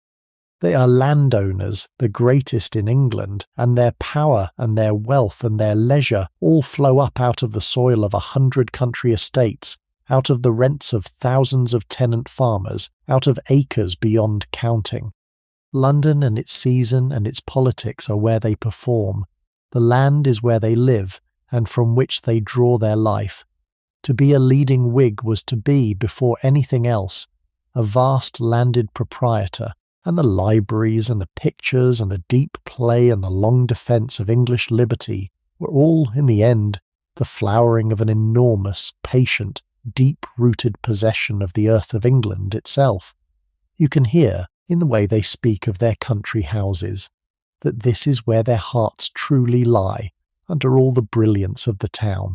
London is the season, the few crowded months of Parliament and parties and intrigue, but the country is home, and home in a sense we have largely lost, for these families have held their lands for centuries, and feel themselves bound to them as to living things. A man speaks of his park, the great trees his great-grandfather planted, knowing he will never see them come to their full height and planting more, all the same for the grandchildren he will never meet. He speaks of the village at his gates, the church where his people are christened and married and buried under his eye, the cottages, the home farm, the lark and slow round of the agricultural year that governs the life of the place, whether its master is there or in town. The Duchess's Chatsworth is a palace, yes, with its cascade and its painted halls and its treasures, but it is also the centre of an entire little kingdom, hundreds of souls who depend upon the house, tenants and labourers and servants and craftsmen, a society in miniature with the family at its head, dispensing employment and charity and justice and order in the immemorial way. The Whig lord saw himself not as the owner of this society merely, but as its trustee, its father responsible for it, and the best of them took the duty seriously, improving their lands, draining and planting and building, founding schools, relieving the poor of the parish in hard winters. It was paternal, and it could be kind, and it rested, always, on the plain fact that they owned the land and the people on it owned nothing, and that the magnificent edifice of their liberty was raised upon the unconsidered labour of those who would never share in it. But to them it felt natural, ordained, eternal, the way the seasons felt, and they loved it, the green deep England of their estates, with a love that was perhaps the realest thing in them. This evening at Holland House, you should understand, is one bead on a string, one night in a long rolling round of such nights that fills the months these people spend in town. The season, they call it, the part of the year when Parliament sits and the foremost families come up from their estates, and London fills with the full, brilliant company, and it is a tireless machine of pleasure and politics combined. There are dinners almost every night, at this house and a dozen others. There are the powerful assemblies and balls where 500 people crowd the rooms of a single mansion till the small hours. There are the routs and the card parties, the breakfasts that begin at 2 in the afternoon, the visits to the opera and the play, the morning calls by which the connection keeps itself informed and in order. Devonshire House, the Duchess's own palace off Piccadilly, is the grandest stage of all, where the cause holds something like its court. Brooks's in St. James's Street is the men's daylight and midnight refuge, and houses like this one, just out of town, are where the inner circle gathers for the closer, warmer, more intimate evenings that the public crushes can never provide. The person at the centre of this circle is never alone and never still, swept from house to house, from dinner to assembly to club to bed, at dawn and up again past noon to begin once more, a life of relentless sociability that would exhaust a modern person in a week, and that these people sustain season after season, year after year, as the natural element of their kind. Tonight is one night of it, a good night, an inner night, among the chosen few, and tomorrow there will be another somewhere else, and the round will roll on. It is somewhere in the middle of this country talk, the fire low and the music drifting from the other room and the gold still going to and fro at the distant table, that you find yourself, almost without noticing how, sitting alone with the Duchess by the fire. She has drawn a little out of the company into a silent corner where the candles are fewer, and she has made a place beside her with a small gesture, and you have taken it, and for a while she does not say very much. She watches the fire, and now, close to and in the candlelight, you can see what the room at large is too polite to see, the marks the years have left on this woman who was once the most beautiful in England. There is the damage of a terrible illness some years past that nearly killed her and left one of her eyes ruined and her famous face changed.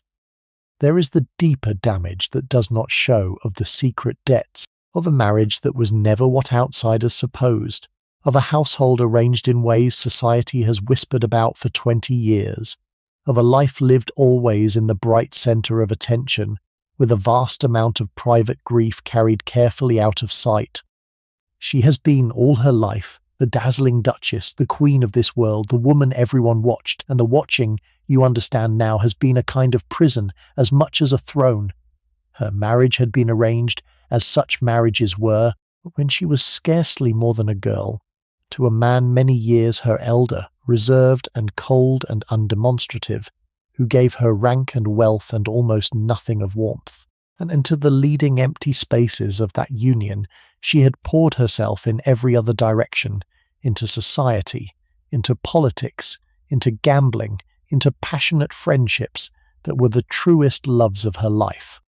The strangest of these had brought a third person permanently into her household, a woman who had become her dearest friend and her husband's companion both, but the three of them bound together for years in an arrangement the gossiping world could never quite make out, and never tired of trying to. A household held together by real affection, running through real pain in proportions no outsider could measure. There were children, hers and not only hers, and she loved them fiercely, and there had been a banishment abroad in disgrace over an affair of her own, a separation from those children that nearly broke her. It is a tangled, sorrowful, very human story, and the thing to hold on to in it is not the scandal which everyone fed on, but the love which the world mostly missed. That this woman denied the ordinary happiness of a marriage, made for herself a life crowded with affections, gave love lavishly and was lavishly loved in return, and carried her many private sorrows with a grace and a sweetness that everyone who knew her remembered to the end of their days. The faded lovely woman beside you has loved and lost and paid more than most, and she has done it, you sense, without ever once growing hard. She speaks at last quietly, not of any of this directly, for it is not in her to complain, but around it, of how strange it is to grow older in a world that loved you for being young, of friends who are gone, of the evening's beauty, and how few such evenings are left, of how the brilliant company she has spent her life among is, when you come down to it, the only family some of them have ever really had. There is no self-pity in it. There is only a kind of tired tenderness, a clear-eyed gentleness about herself and about all of them, the dazzling, doomed, extravagant company she has loved and led and suffered with for a generation. And you sit with her in the quiet by the dying fire, the great Duchess and the stranger, while the laughter goes on in the other rooms, and you feel, more than at any other moment of this long evening, what lies under all the glitter, that these are human beings, mortal and wounded and kind, gathered for a few warm hours against the dark, and that the beauty of it is real precisely because it cannot last. After a while she is drawn back into the company, as such a woman always is, and you are left for a time by the fire alone, and it is a good moment to be still and let the whole evening settle in you, and then to turn over the question that has been forming all night, which is what, really, these people believe. You have heard the creed assemble itself out of the dinner talk. You have stood under the martyrs in the hall. You have felt the reverence for 1688 and the suspicion of kings and the easy, constant invocation of liberty. But sitting here now, in the low firelight, with the laughter softened in the other rooms, you can feel it as something deeper than a set of positions, something closer to a faith, and it is worth trying to hold it in your mind for a moment before the night carries you off to sleep. At the very bottom of it is a single conviction, and it is this: that power is the enemy. Not this king or that minister, but power itself, in whatever hands, is a force that grows if it is not checked, that reaches always for more, that will swallow the liberty of ordinary men unless it is watched and divided and bound about with law. The whole of the Whig faith flows out of that one dark suspicion of power, and everything else is the working out of it. Because power is dangerous, the king must be limited, must rule by consent and within the law, must answer to Parliament. Because power is dangerous, the press must be free to expose it, and juries free to resist it, and the subject free from arbitrary arrest. Because power is dangerous, no single man and no single institution must ever hold too much of it. But it must be balanced, crown against commons against lords, each checking each, in that fine equilibrium they call the Constitution, and revere almost as a living thing. They had watched, in their own family memory, a king reach for too much, and they had stopped him, sent him away, brought in another on terms.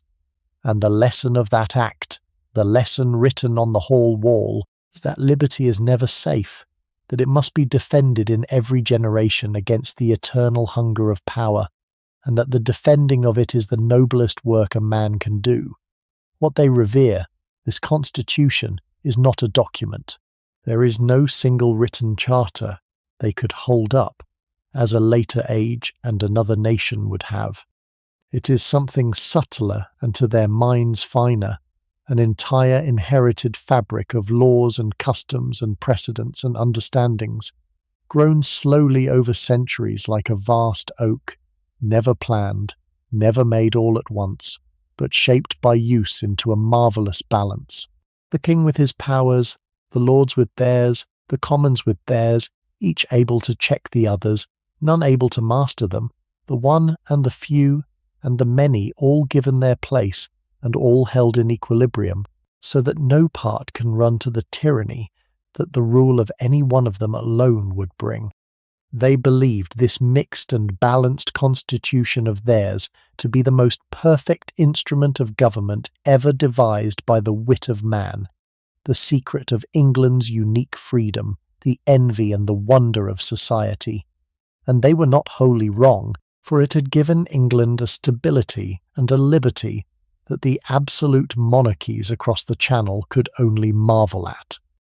To preserve that balance, to keep any one part from swallowing the rest, was in their eyes the art of politics, and the particular danger they watched for always was the slow secret growth of the Crown's influence, the corruption by which a king might buy up the commons with places and pensions and so destroy the balance from within without ever openly breaking a law.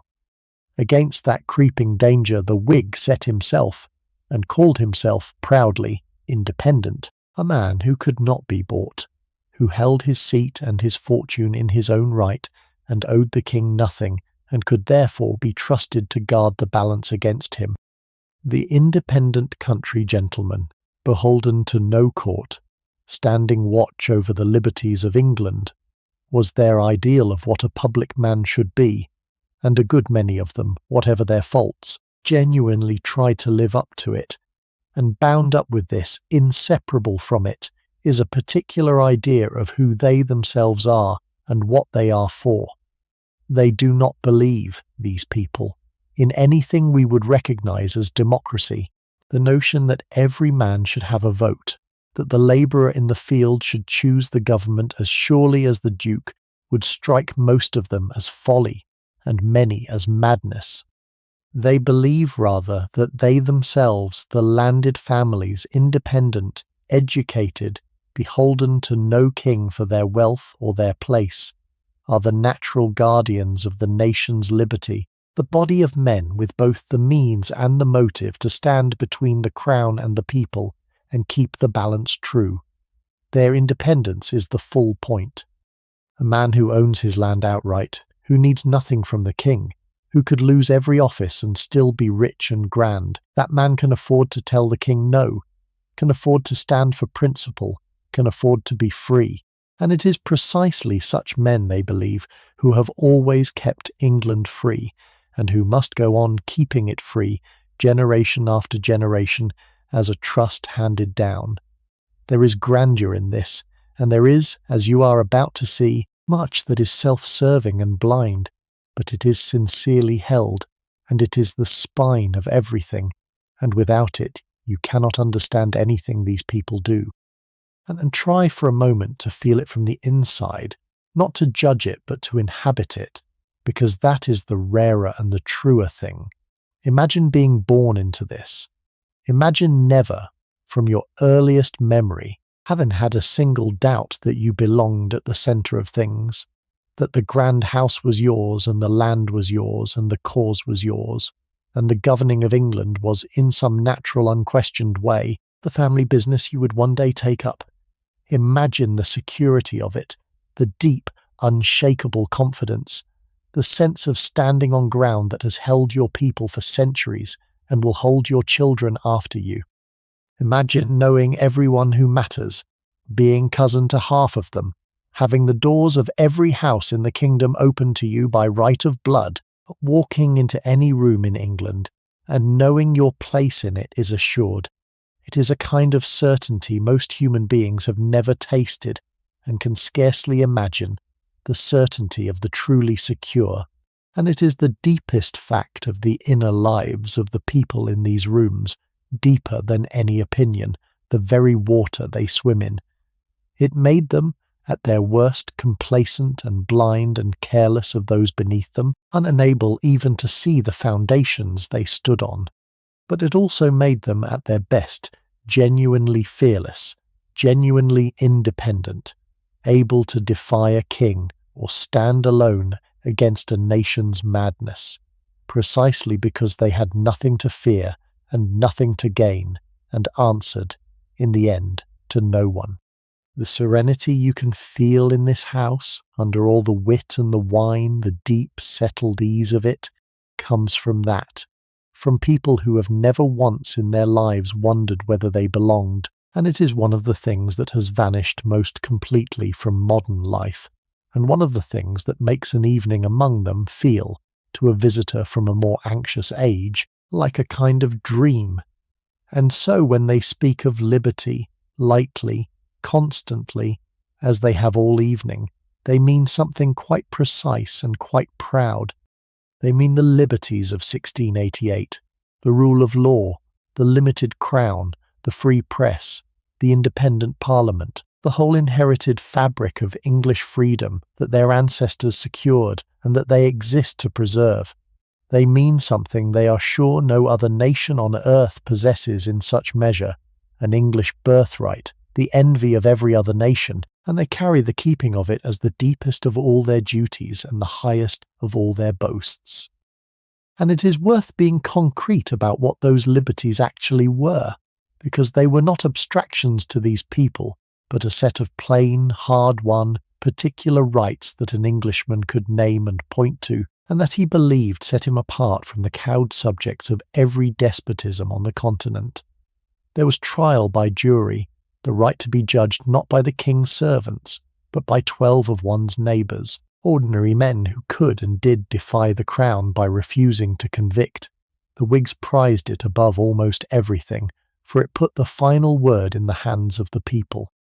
There was the famous writ of habeas corpus, the right of any man seized and imprisoned to demand that he be brought before a court and the cause of his detention shown, so that no Englishman could simply vanish into a dungeon, at a minister's word as men vanished into the fortresses of France. And the suspension of that very writ in the years of war fever was, to these people, among the blackest of all the recent wrongs. There was the freedom of the press, the right to print criticism of the powerful, to mock the king in a caricature, and abuse the minister in a pamphlet, a rowdy, dangerous liberty that no other nation permitted, and that the English guarded fiercely. There was the principle that a man's home was his own, that no officer of the crown could break in and search without lawful warrant. There was the right to petition, to assemble, to speak. These were the liberties, named and numbered, and an Englishman of this milieu carried them in his mind as his most precious inheritance, would tell you of them with pride, would have died for them as the men on the hall wall had died, and the keeping of them, the eternal watchful keeping of them, against the eternal pressure of power, were the whole of what the Whig believed his life was for. That is the faith. That is what the dead men on the wall died for, and the living men and women in these rooms believe themselves born to defend. And it is taken on its own terms, a noble faith, and it has done a good deal of good in its time, and the freedoms we ourselves inherit owe more to these proud landed families and their stubborn, deep-rooted suspicion of power than we often remember.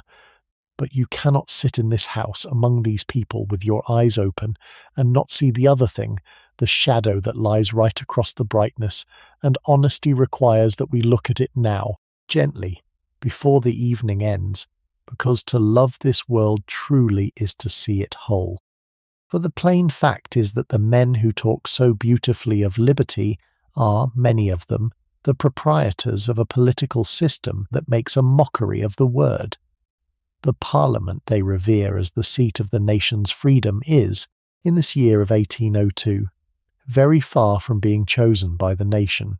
Seats in the House of Commons, dozens upon dozens of them, are owned outright as a piece of property by the ruling families, including some of the families gathered in this house tonight.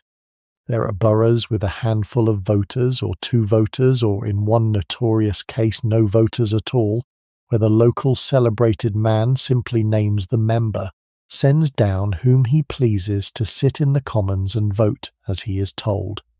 There are seats bought and sold for cash like any other property. The independence these men prize so highly, the independence that lets them defy the king, rests in large part on their owning these little private gates into the legislature, and they defend the arrangement when it is challenged with all the passion they bring to liberty itself, because it is the foundation of their power. The friend of freedom and the owner of the rotten borough are, very often, the same man, sitting at this same table, and he sees no contradiction in it at all, for in his mind his control of that seat is exactly what keeps him independent, and his independence is exactly what keeps England free. Consider how strange the map of it was.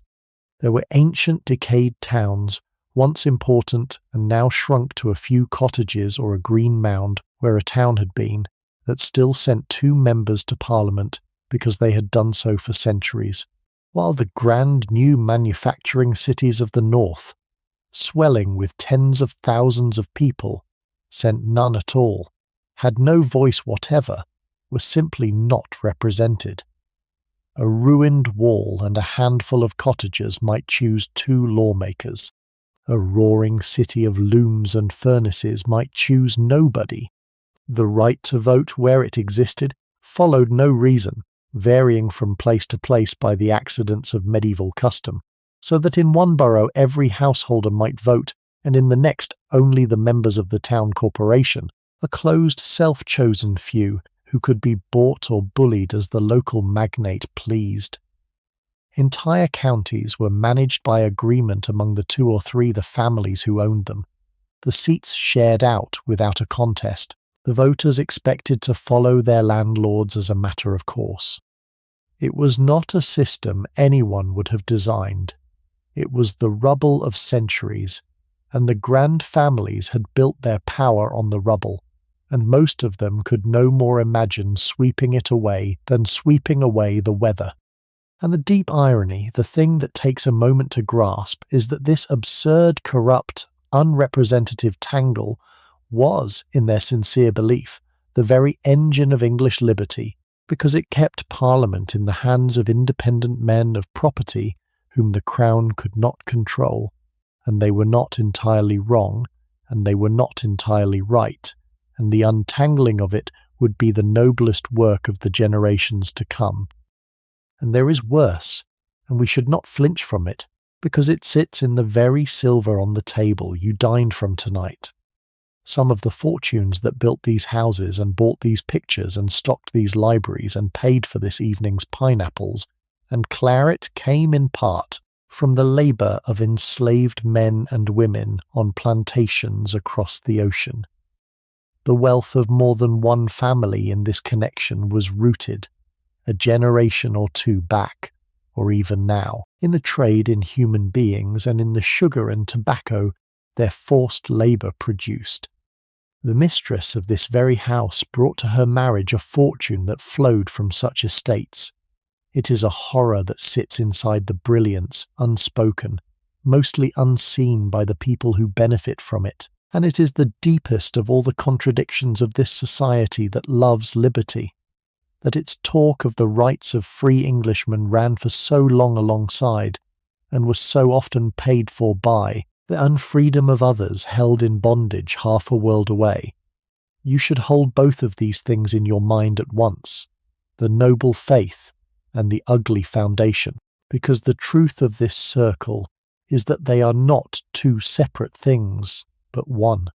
The same independence that let these men stand up to kings rested on the rotten boroughs, and for some on the plantations. The liberty was real, and so was the hypocrisy, and they grew from the same root, and the people in these rooms mostly could not see it, because we are all of us blind to the injustices that feed us. It would be easy, and it would be cheap, to sit in judgment on them from a safe distance of 200 years. It is harder and truer to see that they were human beings of their time, capable of genuine nobility and genuine blindness at once, and that the cause they served did real good in the world and rested on real wrong, and that both of those things are true together, and neither cancels the other. And it is only fair, having looked the shadow full in the face, to turn back to the light, because there was light, and it was real. For if some of these people were the owners of rotten boroughs and the heirs of plantation fortunes, they were also, a good many of them, the men and women who would lead the great causes of the coming age, and the seeds of those causes are already in the room tonight. This connection, this very tribe of cousins, would in the years ahead furnish the leaders of the movement to abolish the slave trade, and then slavery itself would carry through against bitter resistance the extended campaign to free the Catholics and the dissenters from the disabilities that shut them out of public life.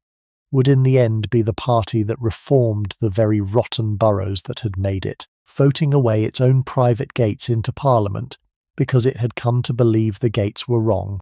The reforming conscience is already here tonight, threaded through the same talk that defends the old corruptions, sometimes in the very same people, for human beings are not consistent, and a man may own a rotten borough and still vote to end the slave trade and mean both. Take the greatest of those causes, the fight against the trade in human beings, which is rising even now to its first victory. For years a small band of the determined, Quakers and evangelicals and a handful of politicians, had been gathering the evidence, printing the diagrams of the slave ships with their human cargo packed like cordwood, laying before a reluctant nation the plain facts of what was done in its name and for its profit on the passage from Africa to the plantations. And the cause had become, against all the weight of the moneyed interest that fought it, something that decent people could no longer ignore. Fox himself, the man dozing by the fire in the next room, has been one of the parliamentary champions, lending his magnificent voice to the argument that no nation calling itself free could traffic in the bodies of others, and within a very few years of this still evening the trade will at last be abolished by law, one of the noblest acts the British Parliament ever performed, and Fox will have a hand in the doing of it almost with his last strength. That the same families whose sugar fortunes were built on slavery should also produce the men who voted to end the trade is the deepest of all the contradictions. But the conscience was real, and it won, and it is stirring in these rooms tonight. And there is the older, quieter cause of toleration, which lies very near the heart of what these people are. For the settlement of 1688 that they revere had freed England from the fear of a Catholic tyrant, but it had done so by laying heavy disabilities on Catholics and on Protestant dissenters alike, shutting them out of Parliament and the universities and public office, making them second-class subjects in their own land. And the Whig conscience, the same instinct that hated arbitrary power, came in time to find this intolerable too, to see that liberty which freed one man's worship and bound another's was no true liberty at all. The campaign to lift those disabilities, to give the Catholic and the dissenter, and in the end the Jew their full place as free citizens, would run on for a generation and more, and it would be this connection, these cousins, who carried it, for the principle they had inherited, once they followed it honestly, led them past their own prejudices toward a wider freedom than their grandfathers had ever meant. That is the better angel of the Whig faith. Not that these people were free of the blindness of their age, for they were not, but that the idea they kept turned out to have a life of its own, and pulled them, sometimes against their own interest and their own comfort, toward the light. That is the better angel of this world, and it deserves to be named clearly, because it is the part of them that lasted. The deep instinct of the Whig faith, the suspicion of arbitrary power, the reverence for liberty, the belief that the strong should be checked and the weak protected by law, was a seed that could grow far beyond anything the people in these rooms imagined.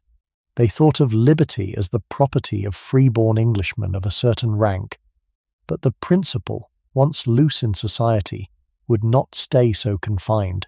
It would be taken up and pushed further than they ever meant, to the enslaved, to the Catholic, to the dissenter, to the poor, to the unenfranchised, and until in the fullness of time it helped to make a world far freer and far fairer than the one these proud landowners ever dreamed of, or would altogether have approved. They were the keepers of a flame that turned out to be larger than the lamp they kept it in. And that perhaps is the truest thing that can be said of them, that they carried a powerful idea through a dark age, imperfectly, hypocritically, but faithfully, and handed it on still burning, and that we who came after are warmed by it yet. The night has grown late now, very late, and the company has begun, by ones and twos, to thin. But before it does, before the carriages are called and the candles snuffed, There is what you were promised at the very beginning of the evening, out on the dark Kensington road, and it comes to you now without your seeking it.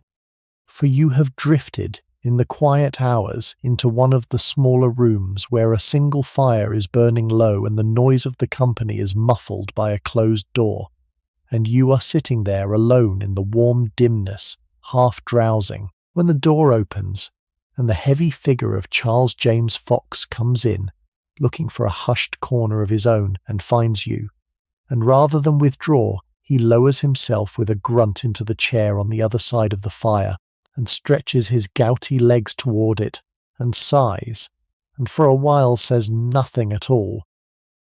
You should understand what an extraordinary thing this is, to be sitting alone by a dying fire with this man, because for the better part of a generation he has been one of the most famous human beings alive, adored and reviled across the whole of Europe, the celebrated tribune of liberty, the orator whose words could move thousands. And here he is, an old sick man in a rumpled coat, warming his bad legs at a private fire in the small hours, with no audience but you and no wish plainly to perform. The public fox, the lion of the commons, has gone home for the night. What is left in the chair across from you is only the man. He begins to talk, after a while, in a low, unhurried voice, and it is not at all what you might expect from the fiercest politician of the age. He talks about his garden.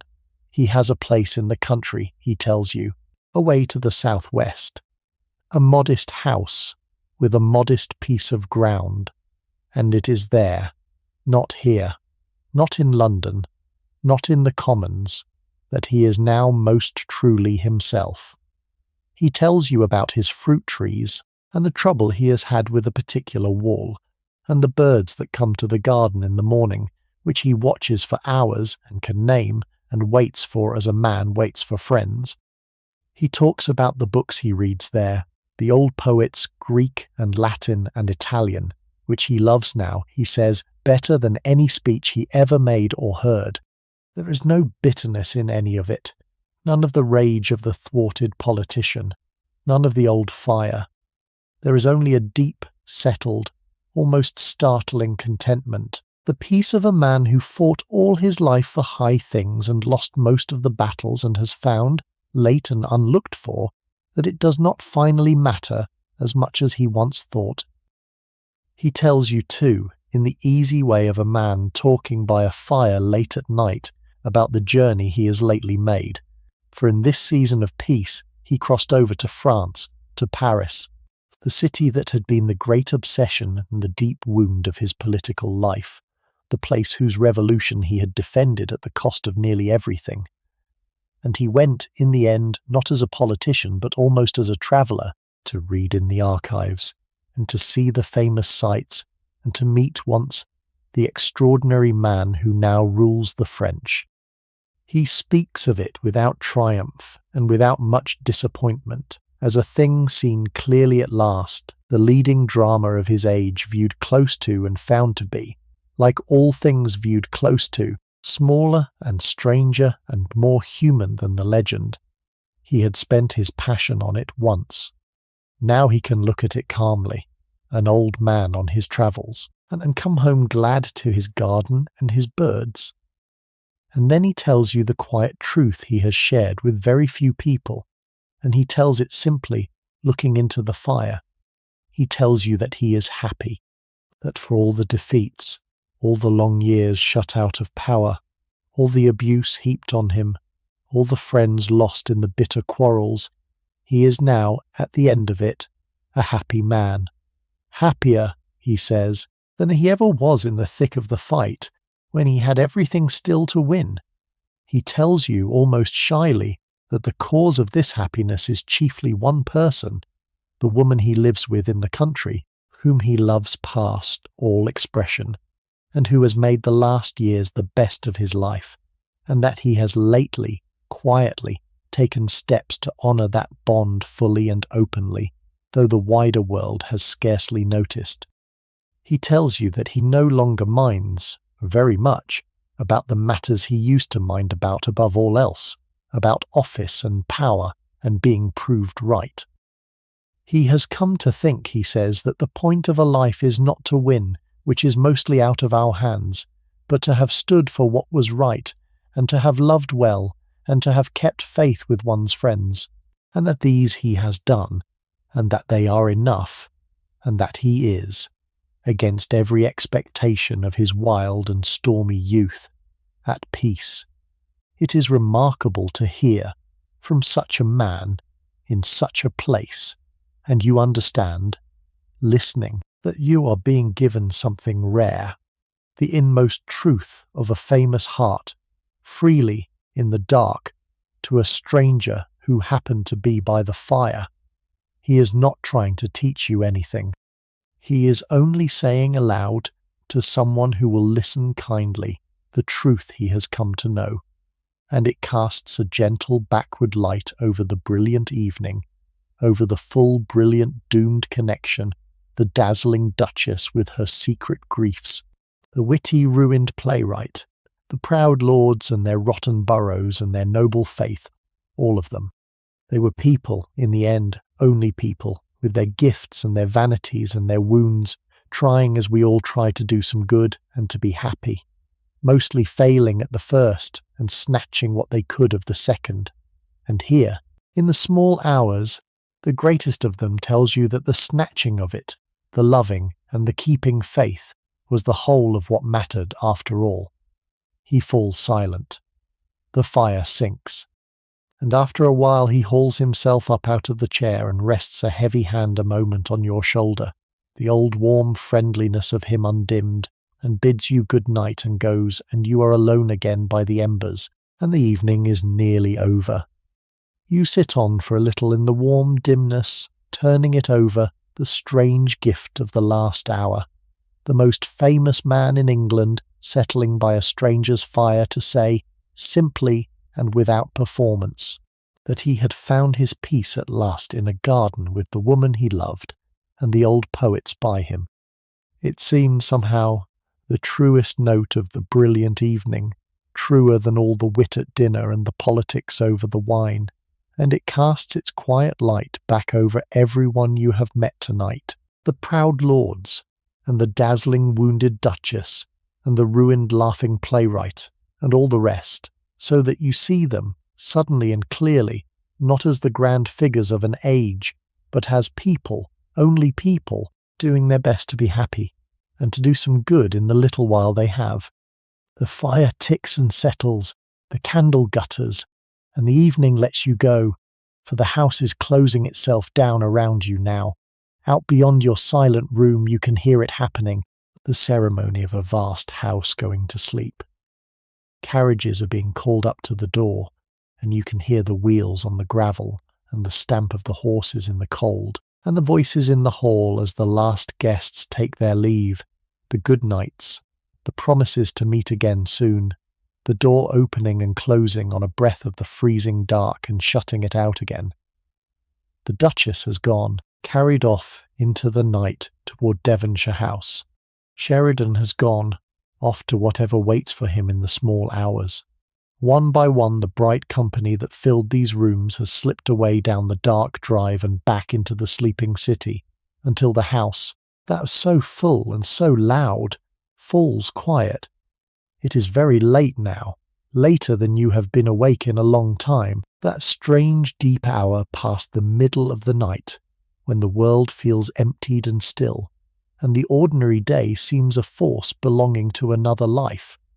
The fires that blazed so high have sunk to a red glow. The candles that were lit in their dozens are most of them out, and the vast rooms that were full of light and faces stand half dark and empty, the chairs pushed back where people rose from them, a fan left on a table, a glass with an inch of wine still in it, the small wreckage that a gathering leaves behind. There is a particular sweetness to a stately house at this hour, after the party, when the warmth still lingers in the air, and the silence is new and the night has folded itself around the place, a sweetness of things ending gently, of a good evening fully spent, of rest at last after the bright hours. You can feel the whole house beginning to let go, to loosen, to sink towards sleep, and you with it, your eyes growing heavy, the talk and the music and the faces all running together now in your mind into a single warm blur of an evening you will not soon forget. And now the servants move through it, doing the last work of the night, the work that has gone on unseen behind every hour of this evening and goes on still when the company has gone. They bank the fires, raking the embers together and setting the guard before them so they will smoulder safe till morning. They gather the glasses and the cups. They snuff the candles, room by room, and as each branch goes out, a little more of the house sinks back into shadow, the gleam dying from the silver and the polished wood and the gold-lettered spines of the books, the rooms emptying of light and settling into shadow and silence. The library goes dark, the thousands of books standing patient in the blackness, as they have stood through 2 centuries of such nights. The dining room goes dark, the long table bare and gleaming faintly and then not at all.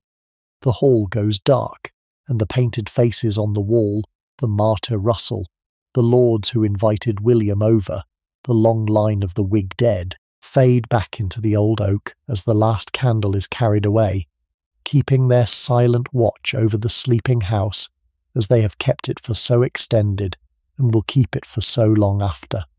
And as the house darkens, room by room, the still that comes is not an empty quiet, but a full one, a hushed thick with everything the evening held.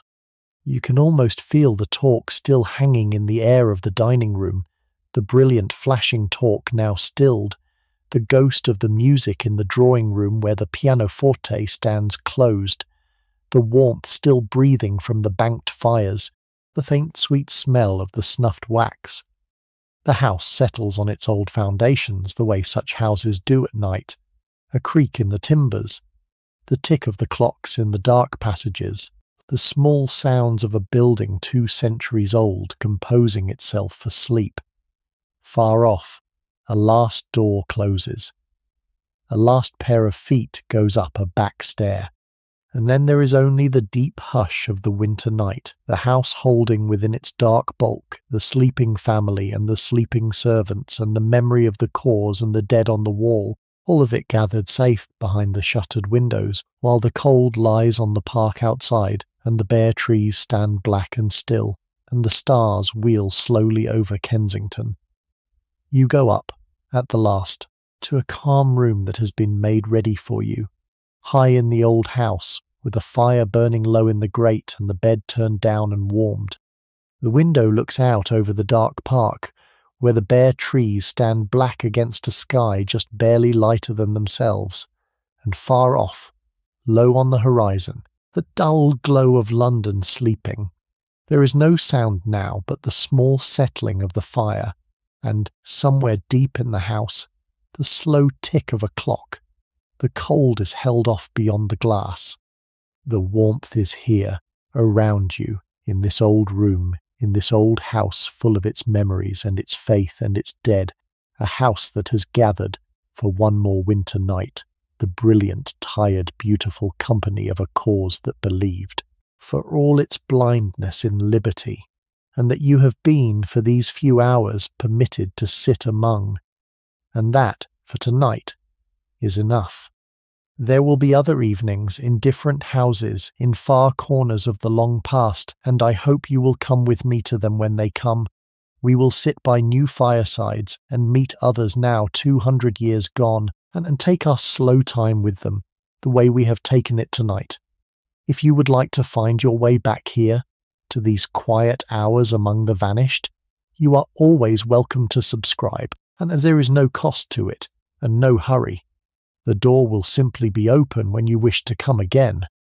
These evenings are pieced together with care from the letters and the diaries and the histories that these long dead people left behind, so that what we have walked through tonight, the house and the faces and the talk, is as near to the truth of them as patient looking can make it, and it has been a real pleasure to share the few hours of it with you.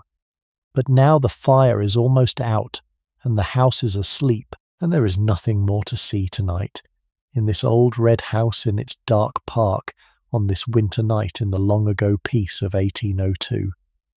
The candles are snuffed. The company is gone. The faces on the wall keep their watch in the dark, and the clock ticks on in the depths of the house, and the cold holds off beyond the warm glass, and you can let it all go now, and let your mind go silent, and let yourself drift down at last into sleep. Sleep well, stay warm, be kind to the people in your house, and I will see you in the next one. Good night.